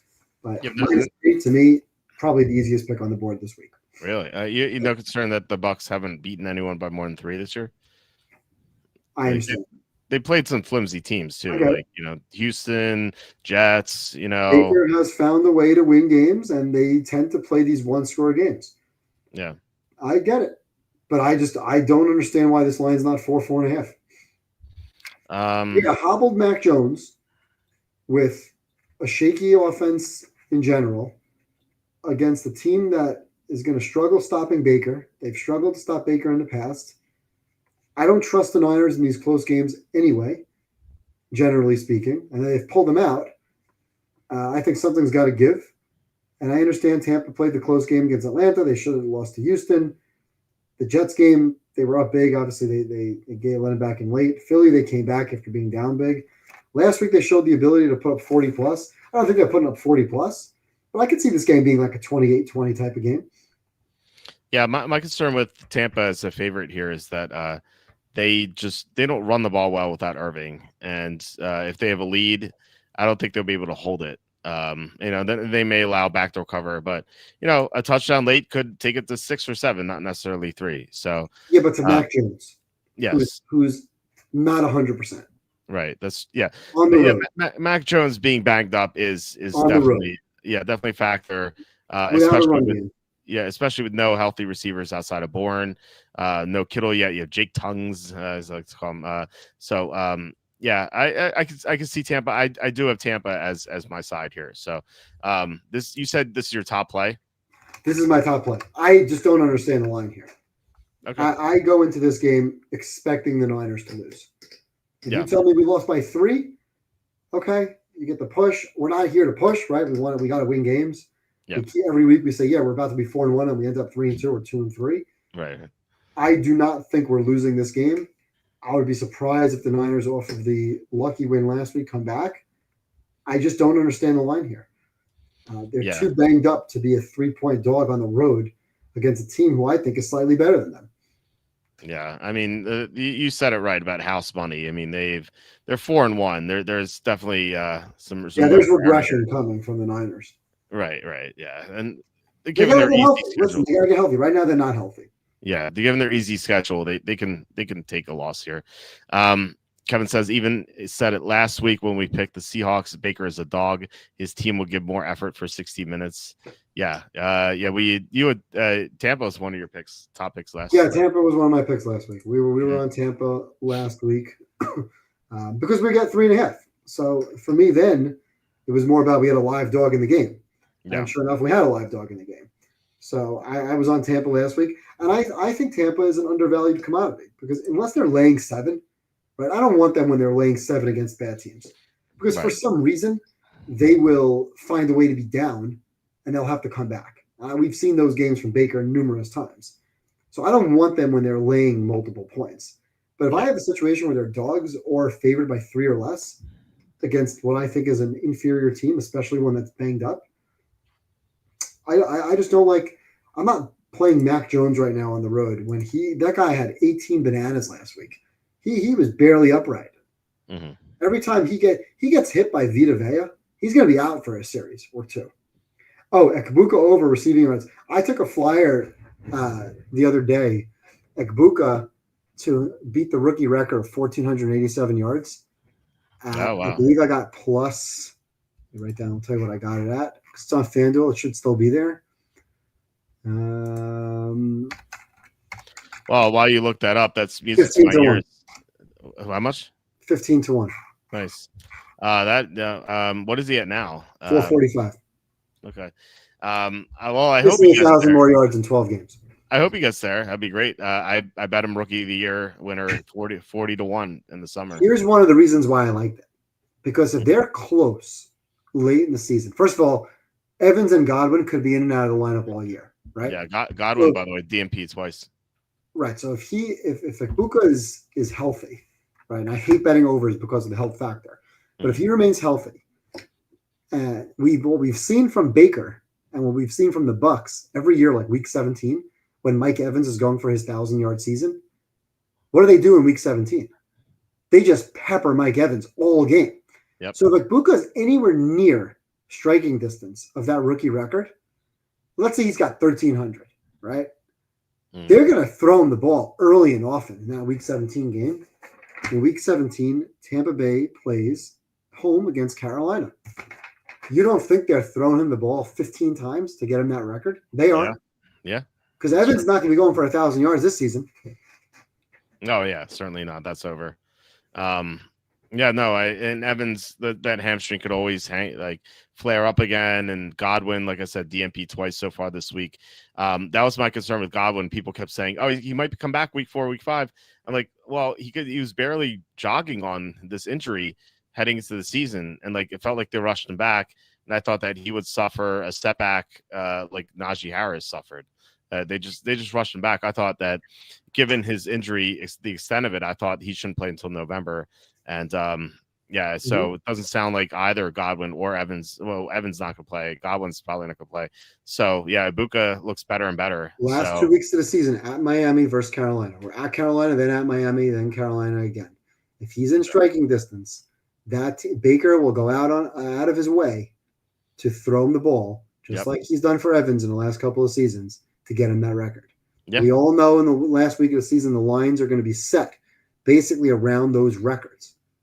And that's a team that will go after it. Hey, I'm getting 15-1, right? It's worth a flyer. Yeah, that's a great number, I think. Crazier things have happened. Tennessee plus 1,500 also. Yeah, well, like I said, I hope it hits because I'll win the 40-1 rookie of the year bet. So that would be a nice win. So last of the 4:00 games, we had Bengals at the Packers. I told this last night, and I said that sometimes you'll see this line, and I'll hear it all the time. Like people will ask me what I think about each game, as if they don't visit the website or watch the show. Yeah, you could just visit my site. But they're like, what do you think about the Bengals Packers game? I'd be like, yeah, I like the Packers at -14. They're like, oh, too high, way too high. I'm like, well, if you look at history, it's not too high because in October games dating all the way back to 2000, favorites of 14 or more are 25-17 against the spread. Now, I'm not advocating to bet the Packers because of that number, but I'm just saying that it is okay to bet -14s. There's no reason not to do it unless you think that it's a misprice, or the favorite is really banged up, or the underdog just got an injection of talent where returning players from injuries or a trade. And the Bengals did get a trade, Joe Flacco, but as I've said, the Bengals have gone to having a young quarterback who turns the ball over a lot to an old quarterback who turns the ball over a lot. I don't really see a major upgrade here outside of experience. But Flacco has too much experience because he's way too old, and he was pretty ineffective. And we saw him be ineffective against the Packers. I know he beat the Packers, but he had only 13 points in that game. It was mostly Judkins. I think he only had 133 passing yards in the game. He was not good. And so the Packers have already seen him. The Packers are coming off a bye. They're coming off a game in which, they didn't win. They haven't had a win since week 2. So they're, kind of hungry for a win here. Losing would be disastrous, I think, for them, given where they were earlier in the season. And the Bengals just awful. They can't block. They can't play defense. All they have is Chase at this point, Chase and Higgins and Hendrickson on defense. And that's it. And they're just inserting Flacco here as if he's going to know the offense, as if he's going to have counter shoot with these guys. I think this could be a complete disaster. I love the Packers here to cover the 14. What do you think? Spread's too high. Nice. So let me tell you why the spread's too high. Before I tell you why the spread's too high, yes, obviously Cincinnati off a blowout loss. They moved the ball late to make the score look somewhat respectable. We were on Detroit last week. We laid the 10.5 on the road, right? We said we're not afraid of laying the points on the road. Even though it's a road team, 10.5, big number, all over Detroit last week, and played out exactly what we thought.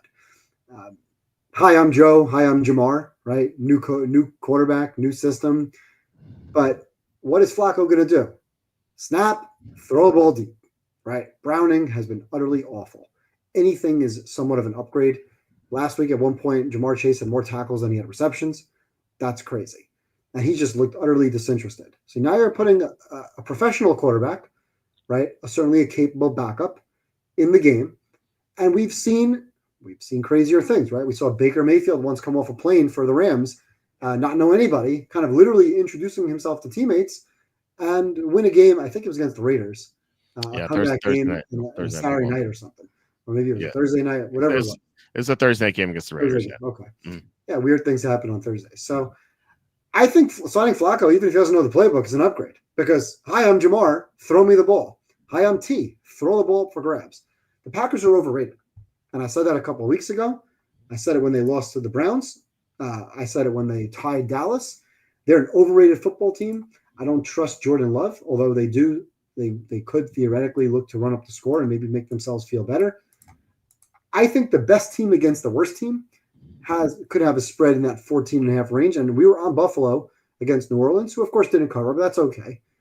I think the spread is too high. I look at the lines here. I have Packers +4. I have the Bengals -5.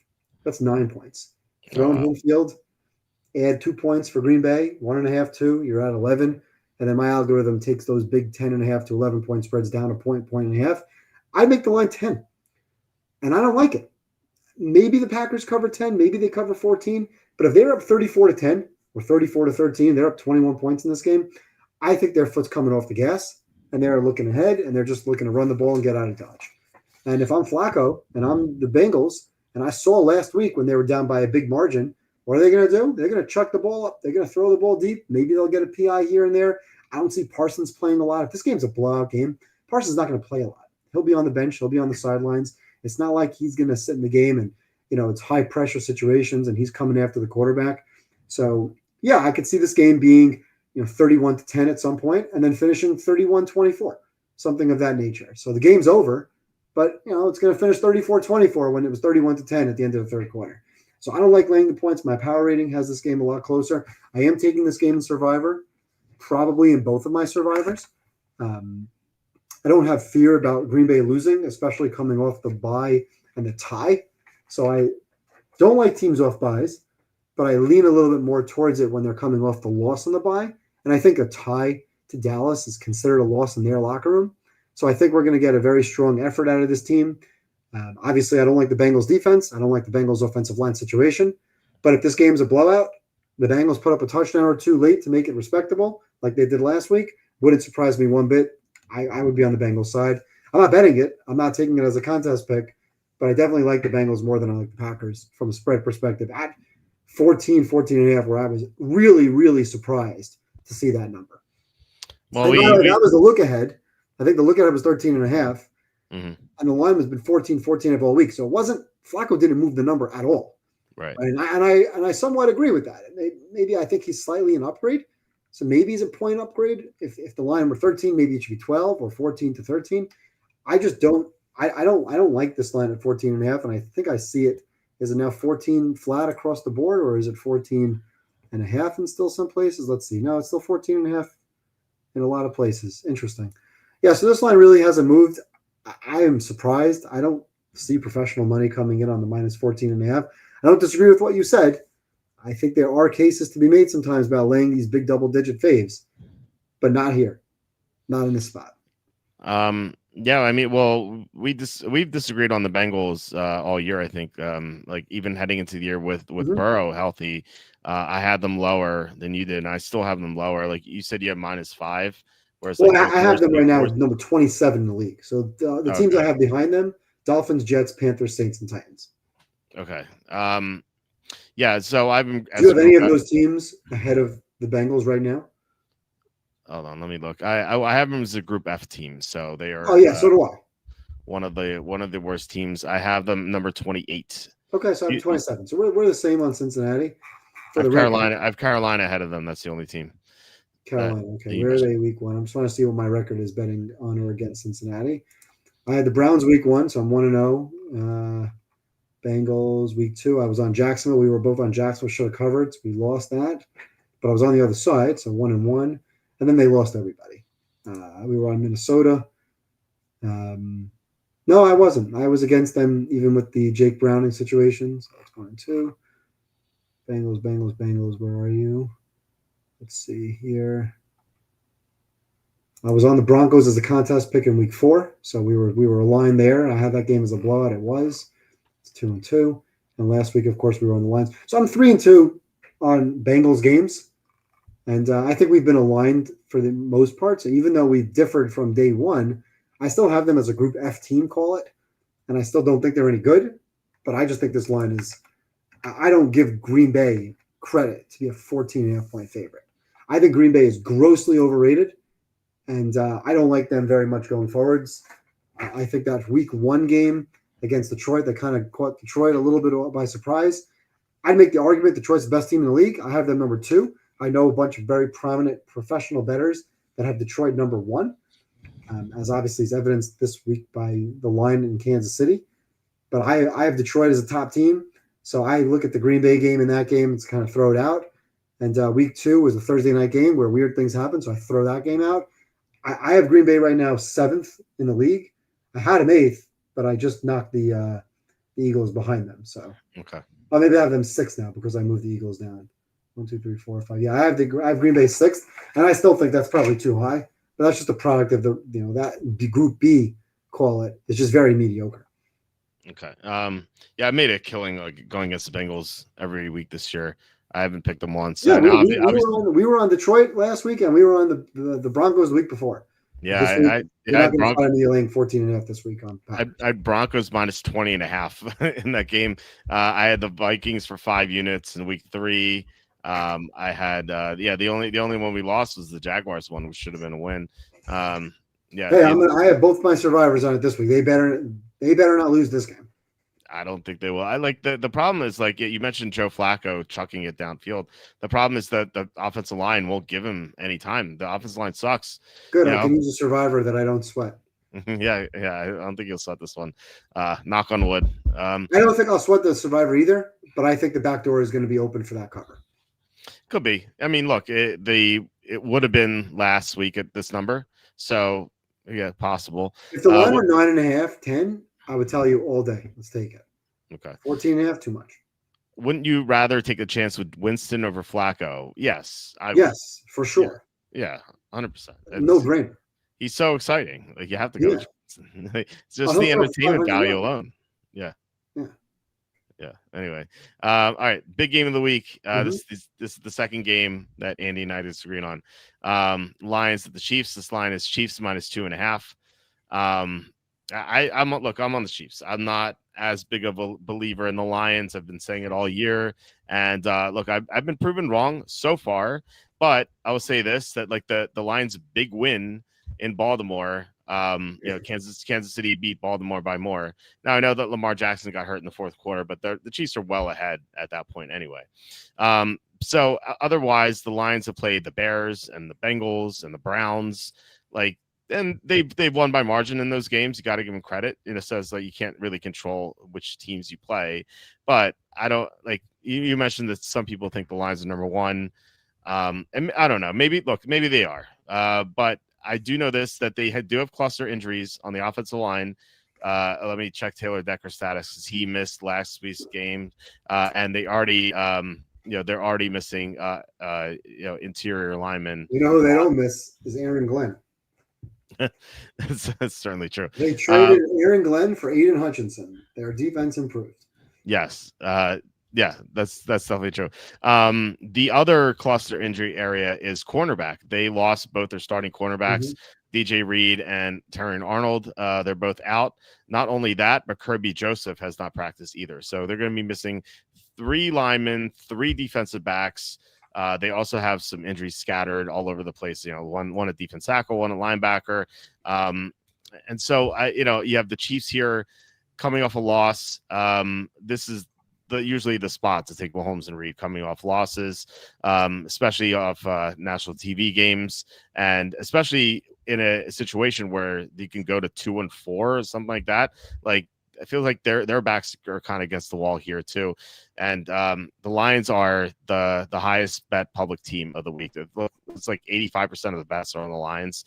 And I even saw that, like, Will Compton, he used to play in the NFL. He tweeted, he's like, what do the sportsbooks know that we don't know? How are the Lions underdogs? And I posted the I don't know if you ever watched Star Trek, but the Captain Picard facepalm, like, it just goes like this. So I like the Chiefs here. Asking trap game for the Lions. Vegas does. I feel like everyone is saying this, but like, if you kind of like think about it this way, I don't know, like, we don't know, like, for sure. But the Chiefs have had a much tougher schedule than the Lions throughout week 1. I say throughout week 1 because the Lions got obliterated by the Packers. But like, ever since week 1, the Lions, like I said, they played Bengals, Browns, Bears, and Ravens. But the Chiefs also played the Ravens. The Chiefs have played the 4-1 Jaguars. They played the Eagles. They played the Chargers. Their only soft game was against the Giants. So if you had the Lions play the Chiefs schedule and the Chiefs play the Lions schedule, would their records be reversed? Would the Chiefs be 4-1? Would the Lions be 2-3? I don't know. I don't know that. But we do know that the Lions have had an easier schedule. And I think that, like, people are kind of like looking at this with flawed data and just being, Lions 4-1, underdogs against Chiefs are 2-3. But the Chiefs have played better recently. Xavier Worthy coming back has made their offense better. Their line has been protecting Mahomes better. They do get Rashee Rice back next week, but that's not really a factor here. But still, I think that things, despite losing last week, things are looking up for the Chiefs. And really, like, I mean, you said this, they should have beaten the Jaguars. They should be 3-2 right now. And if they were 3-2 right now, I don't think people would be as blown away by this line. So after all that, I do like the Chiefs here. Andy gave a compelling argument in favor of Detroit. What do you think about this game? What was Andy's argument about Detroit? Just curious. He has Detroit rated a lot higher, and he was talking about how the Chiefs last year just got very lucky in all their games, and it's kind of regression to the mean, whereas like last year they're very lucky to win all these games, and then this year now they're starting to lose those games. Like beating the Raiders, for example, last year, beating the Panthers, like they could have easily lost those games. My counter argument was that I didn't think the Chiefs were trying super hard in a lot of those games. Look, they did get lucky in that Denver game with the block field goal, but against the Panthers, they weren't like, that was like a 0 effort game, and they still beat the Panthers. I look at that way. Like the Raiders, like, remember that crazy play they had? Yep, 3rd and 2, throwing the ball from the 50-yard line, throwing the ball. Yeah, and we speculated that they were practicing for like situations in the playoffs. Like, they weren't concerned with those games, and so I don't think it's like fair. And those arguments make absolutely no sense. So once again, I'm with you, and I'm against Andy's logic, which I still think I feel very good about. To me, I agree with the pros who have the Lions ahead of the Chiefs. I do as well, by half a point. Okay, right? Not by a margin. I think the Lions are slightly better, and I give the Chiefs 2 points for home field, which means I make the line 1.5. So I'm okay with 1.5, 2, 2.5. To me, this is a pure spot play. Detroit's playing with house money. They're coming off an easy win. They kind of cakewalked through that game. Kansas City was just sloppy. They had 13 penalties for over 100 yards last week. Yeah. And they lost because they threw a pick six in the red zone. Mahomes missed a play. He didn't see, okay. Human makes mistakes. All right. He made a mistake on that play. 13 penalties was a disaster. Chris Jones is getting called out all over the place. He had to delete social media this week. That's the report, at least, that he deleted social media because he was standing around when Lawrence is on the floor and really not giving a good effort. Even though the Ravens were decimated by injury, the Chiefs in that game kind of showed like, hey, we're not messing around. We need the game. They put up 37 points. I understand the Ravens defense was what it was in the game. But the Chiefs offense the last couple of weeks has looked a little bit more Mahomes throwing the ball downfield. They still can't run the ball, but they can move the ball downfield. And that's really where the secondary of Detroit really makes a difference this week. And the fact that they really need the game. Now, they should have beaten the Eagles. Again, it was a pick in the end zone. Kelsey with the alligator arms. So we keep saying these slight mistakes. That pick in the end zone against Philly changed that game. The pick six last week changed this game.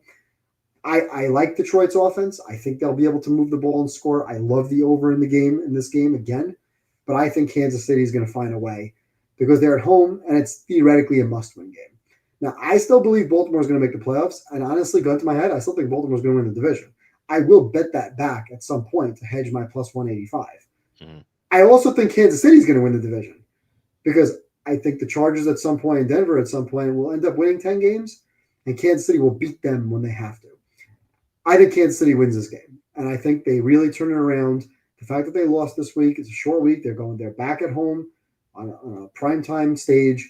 I would be surprised if they lost back-to-back primetime games under Andy Reid, especially now at 2-3, in a game where they really do need to win to keep pace in the division. I like Kansas City. I think it'll be close. I think they win by field goal. I think Mahomes understands that they have to play the clock a little bit better. They scored last week a little too fast, and I was surprised as they were moving the ball downfield, and it just kind of got under the 2-minute warning. I'm thinking, are they going to score now like a minute 30, minute 45, and give Jacksonville the ball back with plenty of time? Right. Or are they going to play that clock game and really kind of rely on their ability to get short yardage and be situational? But they have not been good situationally. They have not been good on short yardage, and they've been terrible in goal-to-go situations. It's not just red zone. I think I heard last week on the broadcast, they were under 50% goal to go, which was fourth or fifth worst in the league. So they have to improve on some of these things. I think Mahomes will. I think there'll be a lot more attention to detail this week, both on the penalties as well as some of the guys on defense. Gibbs scares me. Throwing the ball downfield for Detroit scares me. The fact that Detroit's, I think, the second best team in the league, playing with house money, they're going to come out and they're going to score. This game's not going to be 37-20. This game's going to be 27-24, right? This game's going to be that right around 51, 53, 54 points, high 20s. Kansas City's going to need to get a stop, or they're going to need to hold the ball at 24-24 and kick a game-winning field goal. But I like Kansas City. I like -2. This is a top 5 pick. I'm between this and kind of Jacksonville as, borderline getting in there. I'm much more confident with the Patriots, with the Niners, with the Chargers, but I do like Kansas City to win this game. And the argument of last year regression to me is just an absolute non-argument. And the fact that, Detroit's the better team, so what? I agree. Detroit's the better team. So what? They're on the road now in a must-win situation for Kansas City. I like the Chiefs -2, 2.5, 1, whatever that number is. Super Contest 2.5, Circus 2, anything under 3, give me the Chiefs. So you said, you like those other games more. Is this a maybe or a definite or? No, such thing as a definite. Like I highlighted 7 picks here. Okay. I actually highlighted the Rams. I don't love the Rams, and I highlighted the Browns. It's like only under. You're very rarely going to find a 5-game card of mine that doesn't have more dogs than favorites. Here I have no dogs, so I highlighted the Browns just to give me an underdog. But as I mentioned with the Browns game, I just don't want to be on Dylan Gabriel. So I had them highlighted, but I don't really like it. So really, there's 6 games that I like, and Jacksonville and Kansas City would be the 2 teams that I like, kind of like competing for that 5th spot. I like the Chiefs. I just think the game is going to be mighty close, and same for the Jaguars. I actually have the same score. I have 27-24 as the score in both of those games. Okay. So call it what you will. Am I confident in either of those teams? Am I looking to bet 5 units on them? No, I'm not. But I like the Chiefs to find a way, and I like Jacksonville to find a way over Darnold, because I trust Lawrence now more than I trust Darnold, especially Darnold on the road. But I think the Chiefs are going to take care of business and get back into this. I just don't see them being 2-4. Yeah. Yeah. Yeah, we agree on this one. John says, yeah, last year's Chiefs aren't this year's Chiefs. A strange argument. Paris says this line is really weird. Like they want you to bet Detroit. I've Yeah. seen a lot of pros say exactly that. Like, how are Detroit catching points in this game? Yeah. And I'm telling you, these are box score guys. These are math guys. I respect them. I absolutely respect them. I named a couple of them before we went on air. I'm not going to do that now publicly. Mm-hmm. But there are a bunch of guys that I respect that are really strong, solid, sharp bettors. And I'm not talking about guys that are betting $500 a game. Okay. We're talking about guys who are winning five figures on a game or guys who are not allowed to bet in certain sports books. That kind of influence in the real markets that are high on Detroit in this game because they're dogs, to me, makes no sense. If you're telling me you get +3, I get it. I might be inclined if you said, hey, I have to bet this game in the line's 3, maybe I'll just take the dog if I had to bet it. I'll let Kansas City find a way to win.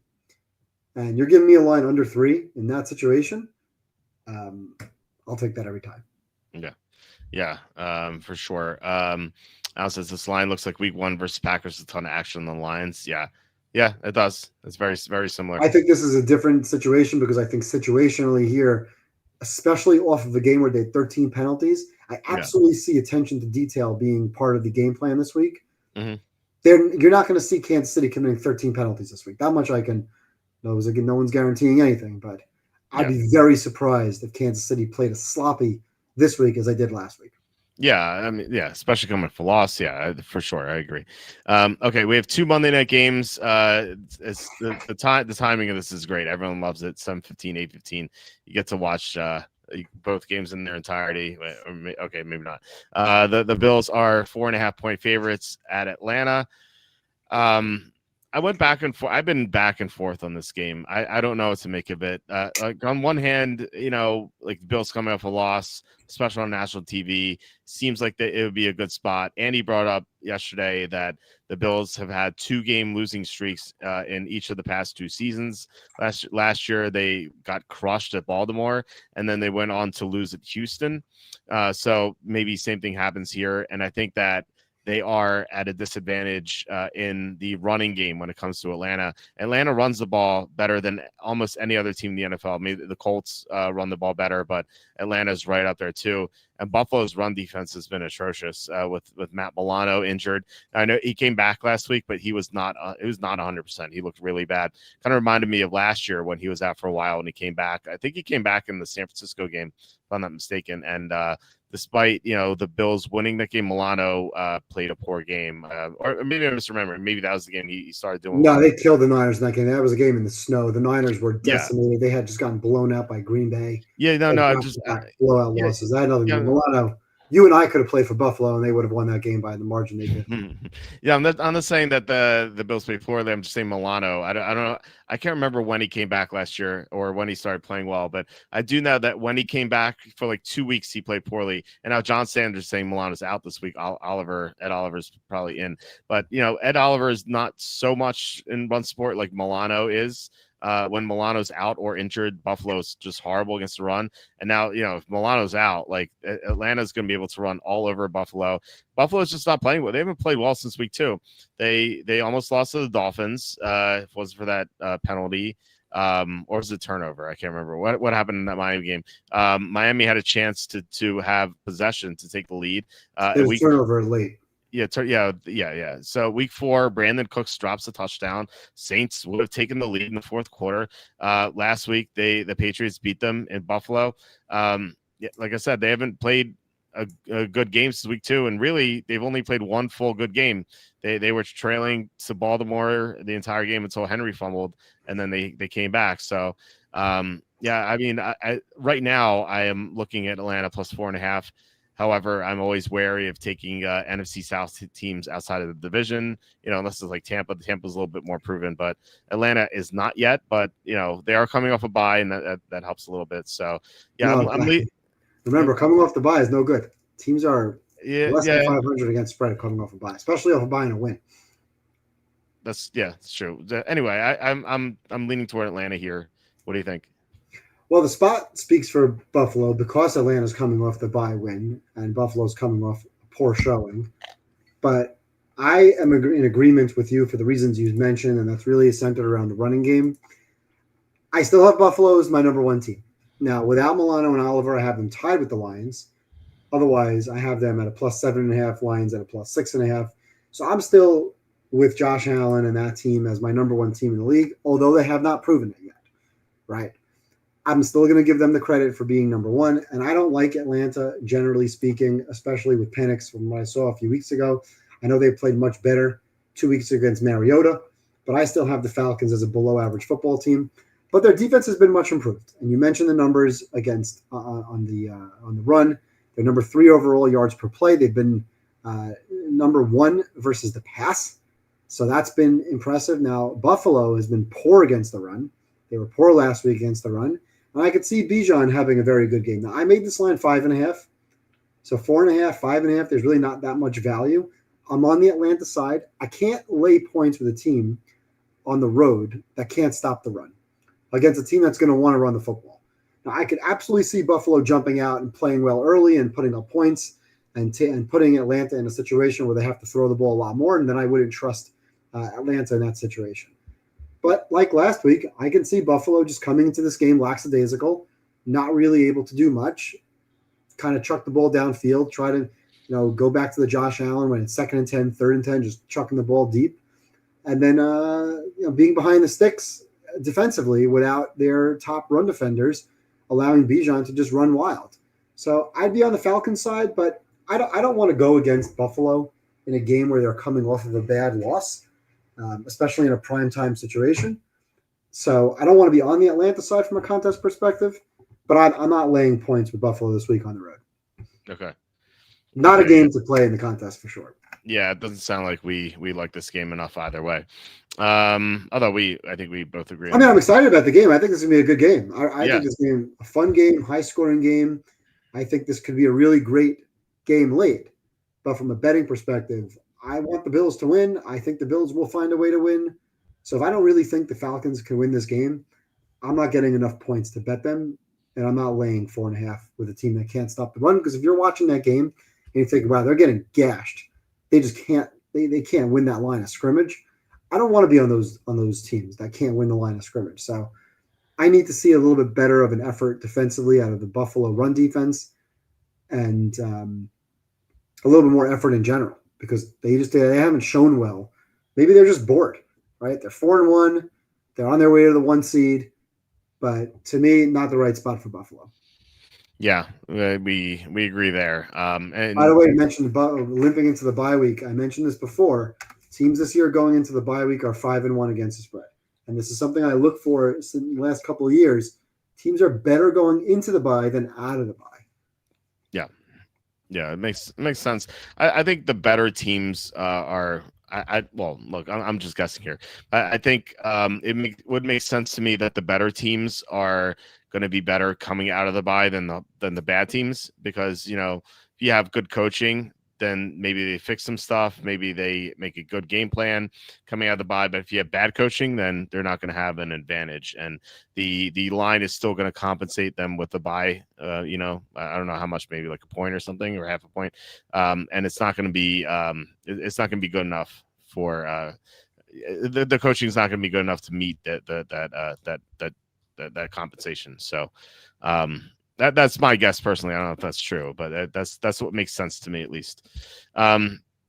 Anyway, so yeah, like you said, this is gonna be a fun game to watch. We could watch it in its entirety, and then we could start with Bears Redskins. Watch that fully. Wait, never mind. The NFL screwed this up once again. They stacked games for some reason. Just Monday night. multiple TVs going. What's the problem? I only have one TV. Games at once. Come on, 6 is ideal. I have one TV here. I don't know if you can see this. No, I think you need to get another television up there. No, actually, it's not. Hold on. There we go. I have one TV. So seems like you got a lot of toys on the floor over there, Walt. Yeah, look, I mean, I got to play with the toys sometimes. It's what I do. Yeah, though, I mean, got to distract the kids while I try to get some work done. So anyway, we have Bears at Redskins here to close out the week 6 slate. Redskins are -4.5. I like the Redskins here. I think that they're kind of going to hit their stride, like sort of like the Eagles did last year when they started slowly and then they got going. Jane Daniels he looked better than we thought he would last year. I think we both thought that he might look rusty in his first game back from a knee injury. He missed 2 weeks, and he played a lot better than we thought, and now he should be another week removed from the injury. He's going to do better. And Chicago's defense is just awful. Like, they can't stop the run. Ashton Genty had his best game against them. They can't get to the quarterback, so Daniels should have a clean pocket. And I don't really trust Caleb Williams here. I know that, like, under Ben Johnson, he's going to keep getting better, but I don't know if he's quite there yet. Now, I know he had a really good game against Dallas, but so has everyone, except for the Jets. And then like I said, he's definitely better than he was last year. But I think that Washington being able to generate a pass rush, being able to hold down the run, they're decent against the run.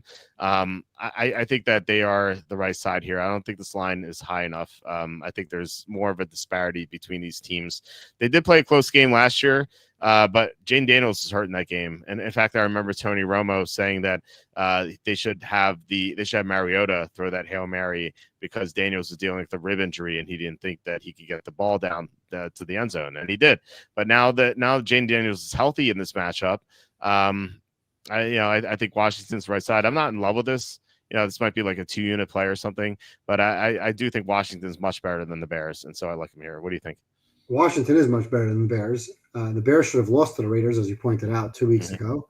Yep. The Bears are the worst defense in the league right now statistically against not a great schedule. Right, they're number 32 yards per play defense. They're giving up 6.7 yards per play. Only Cowboys and Dolphins give up over 6. They're 28th versus the pass, and they're last at 6.1 yards per carry against the rush. That's not a good recipe against Jaden Daniels, who's going to run, and Bill Krosky-Merritt, who's looked really, really nice running the football. I love the fact that Washington's super aggressive. They were very aggressive last week. Now, once they were down 10-0, there were some weird plays in that game. Obviously, Quentin Johnson fumbled on a nice play. They were driving. He fumbled the ball, got sandwiched, and then late in the half, there was a really, really nice Ladd McConkey punt return for a touchdown where he hurdled the punter into the end zone. Very cool play. But there was roughing the passer. Now, Washington got the ball back pretty much at the goal line, right? They're on their own 10-yard line or 15-yard line, and there's a minute to go in the half, and Washington is throwing the ball downfield. Just aggressive play calling in that situation, which led to points. Late in the game, they're up 10. You know what they did on 4th and 7? They didn't turn a 10-point lead and a two-touchdown lead or a 2-score lead into a 2-score lead. They threw the ball into the end zone. Smart play calling. Again, aggressive, smart play calling. This team is going to win by margin. And there's a big discrepancy between these two teams. They're at home right now. I think they're going to run wild in this game, running the football. I think they're going to go for 200 yards rushing. Krosky-Merritt will have a big game. Daniels will have a big game running the football. And I think their defense last week was in, obviously, a lot of that is Charger offensive line woes. But I could see Caleb Williams going back into that shell where he's holding the ball for too long and guys like Von Miller are getting after him. That defensive line, I think, will be in the backfield all game. I'm frankly surprised this line is less than 6 because I have Washington as a top 10 team. I think Washington is right up there with the Packers and the Bucks in that upper echelon, kind of not Group A, call it, but upper tier of Group B. And I have the Bears as a below-average football team. And who have the Bears played, right? We talked about the Raider game, which they should have lost. So they should have lost the Raider game. The Cowboy game that they played, they put up a lot of points. They put up a lot of yards in that game. Detroit, they got roasted. They went on the road to Detroit and lost by 30. They gave up 50 points in that game.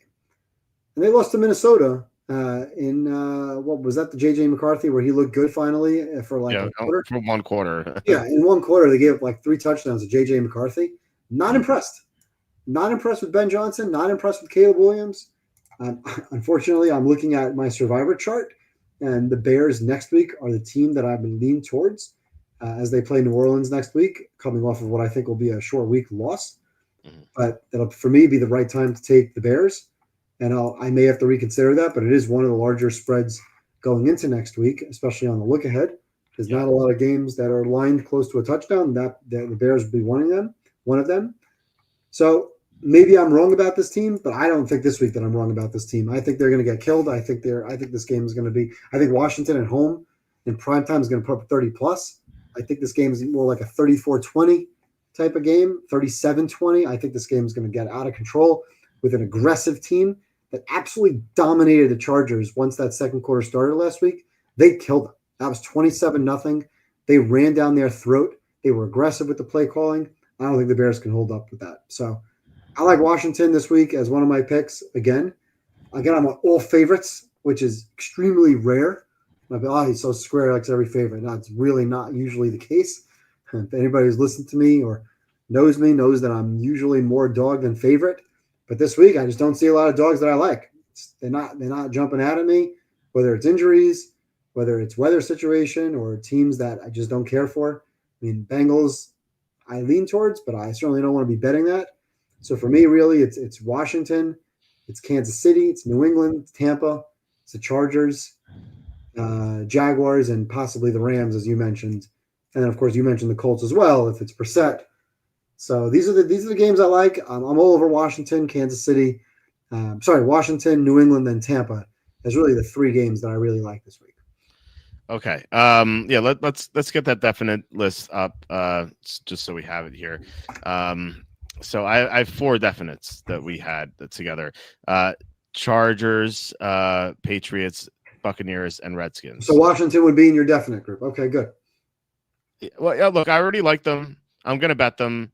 It's not gonna be one of my top bets, but I'm gonna bet them, and you like them a lot. So I feel like you don't have if you were using my unit system, it sounds like you have 4 to 5 units on them.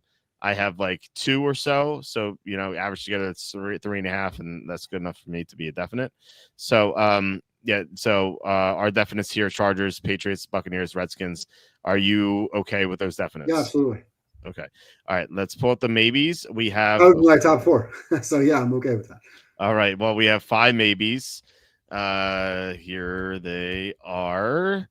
Hold on. Okay. So Chiefs -2, Colts -7, Rams -7.5, Jaguars pick'em, Raiders -4.5. Does anything stand out to you as being much better? Yeah. So the Raiders is one of your picks that I'm happy to go against the Titans. Don't love it. The Rams, I would be very cautious looking at that weather report. Right. Because that's not a game that I would really want if you're talking about 25, 35 mile per hour winds and rain. So it just might not be a great spot, although maybe it is a great spot because maybe the Ravens just won't score at all. But I think the Rams are going to look to take the lead and kind of sit on it. I don't know that they're looking to run up a score, especially in weather.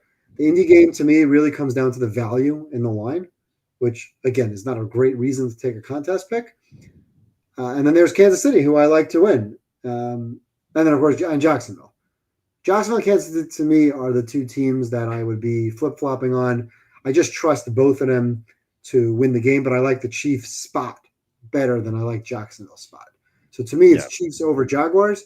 But like I said, I've trusted you every single week to take one of these favorites, whether it was the Cardinals even in weeks 2 against New Orleans, whether it was going against the Titans a couple weeks ago, whether it was taking last week the Colts over the Raiders. You've been spot on, so I'm comfortable taking any one of those.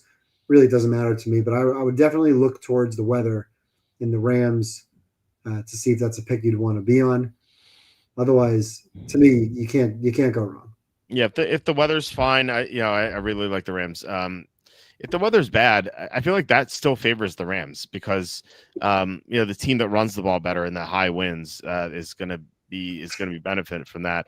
And we know the Ravens can't stop the run at all. They're dead last against the run. So, and Kyron Williams coming off that horrible game that he had, I think that he's going to be out to redeem himself. So they're bad in short yard situations and these wind weather games, not so much rain and snow, but the wind really affect downfield passing attacks and kicking. Yeah. I mean, how downfield is in that game? What'd you say? What's the total? I'm just pulling up the total real quick. How downfield? 44.5. Okay, so it's not like one of those like 36. It's like Cleveland game is like 38. Right. How downfield is the stuff to Nakua though? it's not like the Rams are bombs away. I hear you. I think they'll be fine. I'm okay with any one of those picks. To me, is totally fine. All right, so we'll do this. If the weather is okay, now obviously, predicting the weather is tough enough for these weathermen. But if the weather looks fine, then I would say Rams. If the weather looks like it's going to be a disaster, then I think we lean toward Chiefs at that point. Is that okay? Sure. Okay, I will note that here in my spreadsheet. Okay, so all right, we'll figure that out on Saturday. This obviously the last time we're going to be able to look at the weather report before submission.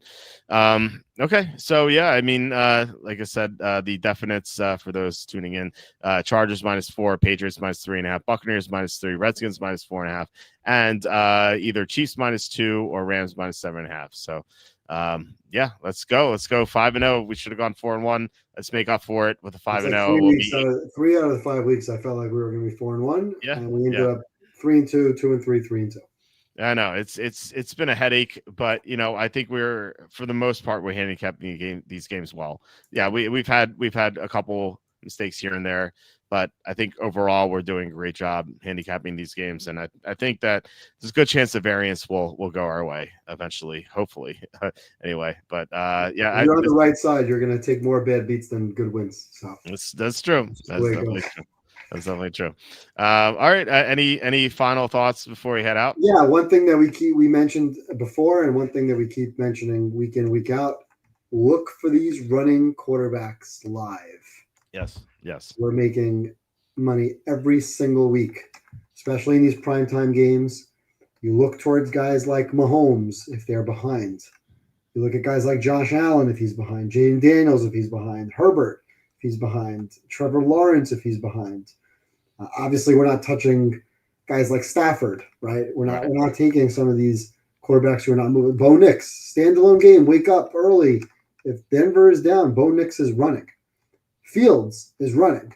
There's value in the live line with some of these quarterbacks, and you can ladder it with FanDuel by instead of taking the over. For example, if he has 10 yards rushing or 15 yards rushing and the line is 23.5 for the game, great, but play the 30 plus, play the 40 plus. Now, tonight you saw a couple times Jackson Dart picked up 8 yards, 12 yards. So there's a lot to be earned. You can't go into the game with that bet. You're waiting for halftime, or you're waiting for situationally where the line's not updating correctly.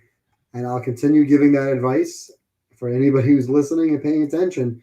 If you have live betting and you're paying attention throughout the game, there's a lot of opportunity. So we can be handicapping a game, and a lot of what we're trying to do here is just give both sides of the coin, right? People can make their own decisions, and there's a lot of games I don't like. I don't like a lot of these games, right? There's 5 or 6 games that I like, not necessarily betting them. There's different ways to get at them. But when you're looking at the live opportunities, and again, most people are not necessarily sitting with computers or sitting with their phones open and live betting. But if you want to make some money and you want to have some fun, almost like you're sitting at a craps table or sitting at a blackjack table, but here you're ahead of the algorithm. You know going in what that quarterback number is. And there's advantages to take of them when Mahomes is behind. If Mahomes is ahead, don't touch it. But if Mahomes is behind, you can rest assured he's running in that game. He's running in that second half. And you're going to get a great number. You're going to win that bet in one drive. And then bet it again, right? And we've joked around about this throughout some of these games, especially the primetime games. It's hard to do this at 1 o'clock on a Sunday. Right. You can do this in prime times. You get 2 games on a Monday night. You get the Sunday morning game. You have a Sunday night game, maybe only 2 or 3 games to pay attention to in the 4 o'clock window. It's a lot of opportunity. Baker, great opportunity. If they're behind, he's running, right? Yeah.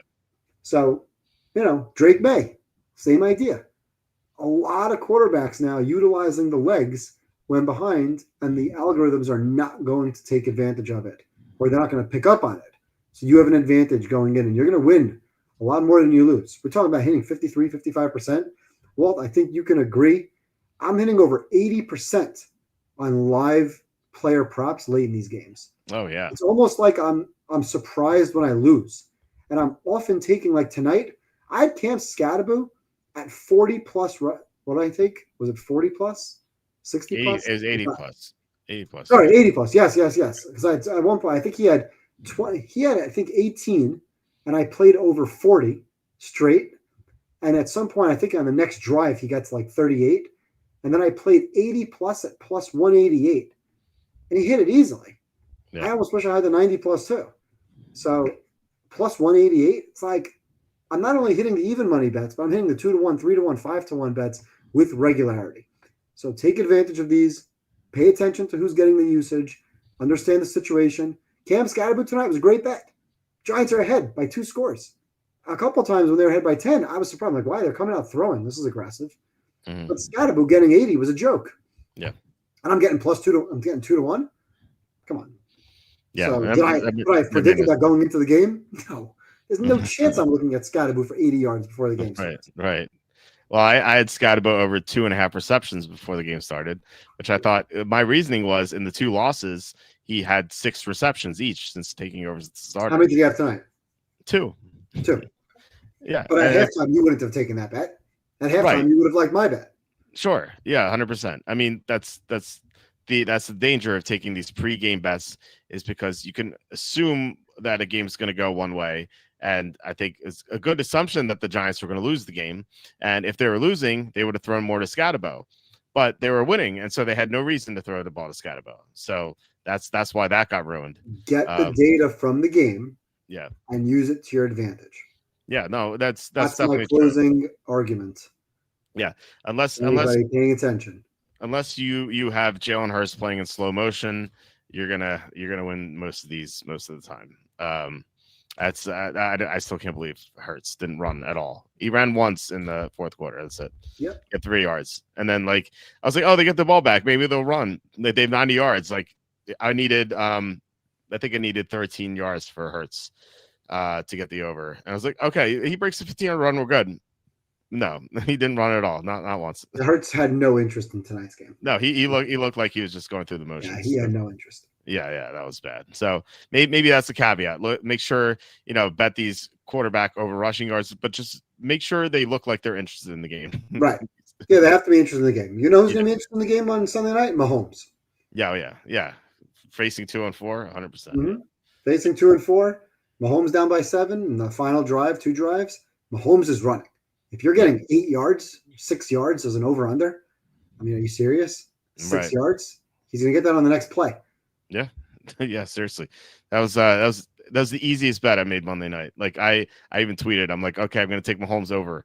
And no joke, 3 minutes later, he hit it. And I quote tweeted myself. I'm like, that was $100 in 3 minutes. That was easy. Yep. That was great. Definitely do that. If you're looking at 1 o'clock, it's tougher, like you said. Maybe you just key in on 2 or 3 games just to make that easier for yourself. 1 o'clock is too. If you're enjoying the games and you're watching all the games like I do, it's very hard to live bet because it's really to understand the live betting. You got to be watching the odds movement. It's like watching a stock market, right? It's like watching stocks move and the ticker move throughout the game. Otherwise, you're just behind the 8 ball. You're not seeing what the market is doing. And therefore, you're just guessing. So if you're in the business of guessing, great, have fun. But if you're in the business of winning 80% on player props, which is very, very doable, pay attention to 1 or 2 games at 4 o'clock and Sunday night and Monday night, and situationally take advantage. But maintain discipline. Don't go crazy. Wait for the opportunity. If it doesn't come, doesn't come. Doesn't always come, right? It's not like you're going to get to do this every single game. Situation may or may not allow for it. If it's not there, it's not there. And if it is there, you bet it once. And if it's not going in your favor, it doesn't mean you should chase it, right? That's how you lose. That's how you turn an 80% win probability. Just if it's going to lose once. Don't lose 5 times chasing a bad bet. That's just not working out for you.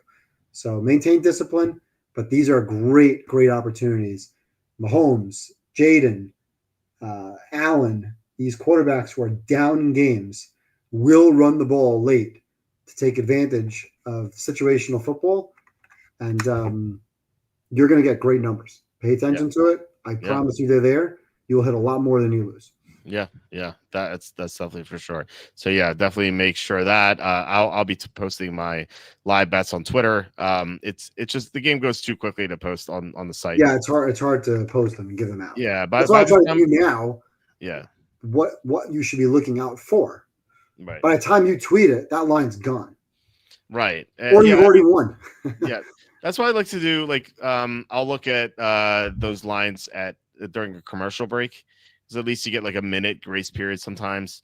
But like posting on the site takes about a minute, and so by the time I post it and refresh the queue and stuff like that, that line's gone. And so I'm like, that's just so pointless, you know. It was way too slow. So Yeah, that's why I'm doing it on X for now. So, all right, great show tonight. Glad we have a card that we both like, and I think could go 5-0 here. So hopefully we make up for last week. We go 5-0. So it would be like we went 4-1 both times. there you go. So yeah. So anyway, thank you guys so much for watching and commenting. Thank you especially to Kevin Kovac, a monster night tonight. $10 super chat, $5 super sticker, $10 super chat, $10 super chat, $5 super sticker.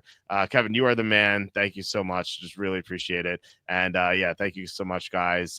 So please hit like, subscribe, comment below, share this video, visit walterfootball.com for tons of content. We'll be posting player props bets tomorrow. Usually like 4 or so, maybe 5 of them. But yeah, otherwise we'll be back tomorrow with Tom, our final look at the week 6 NFL picks against the spread. So we'll see what Tom likes. And you know, last week we talked about the cereals we liked. So anything goes on Friday, which is kind of a crazy show sometimes. But anyway, guys, I hope you have a great night. Evan, once again, a great show. And I will talk to you tomorrow.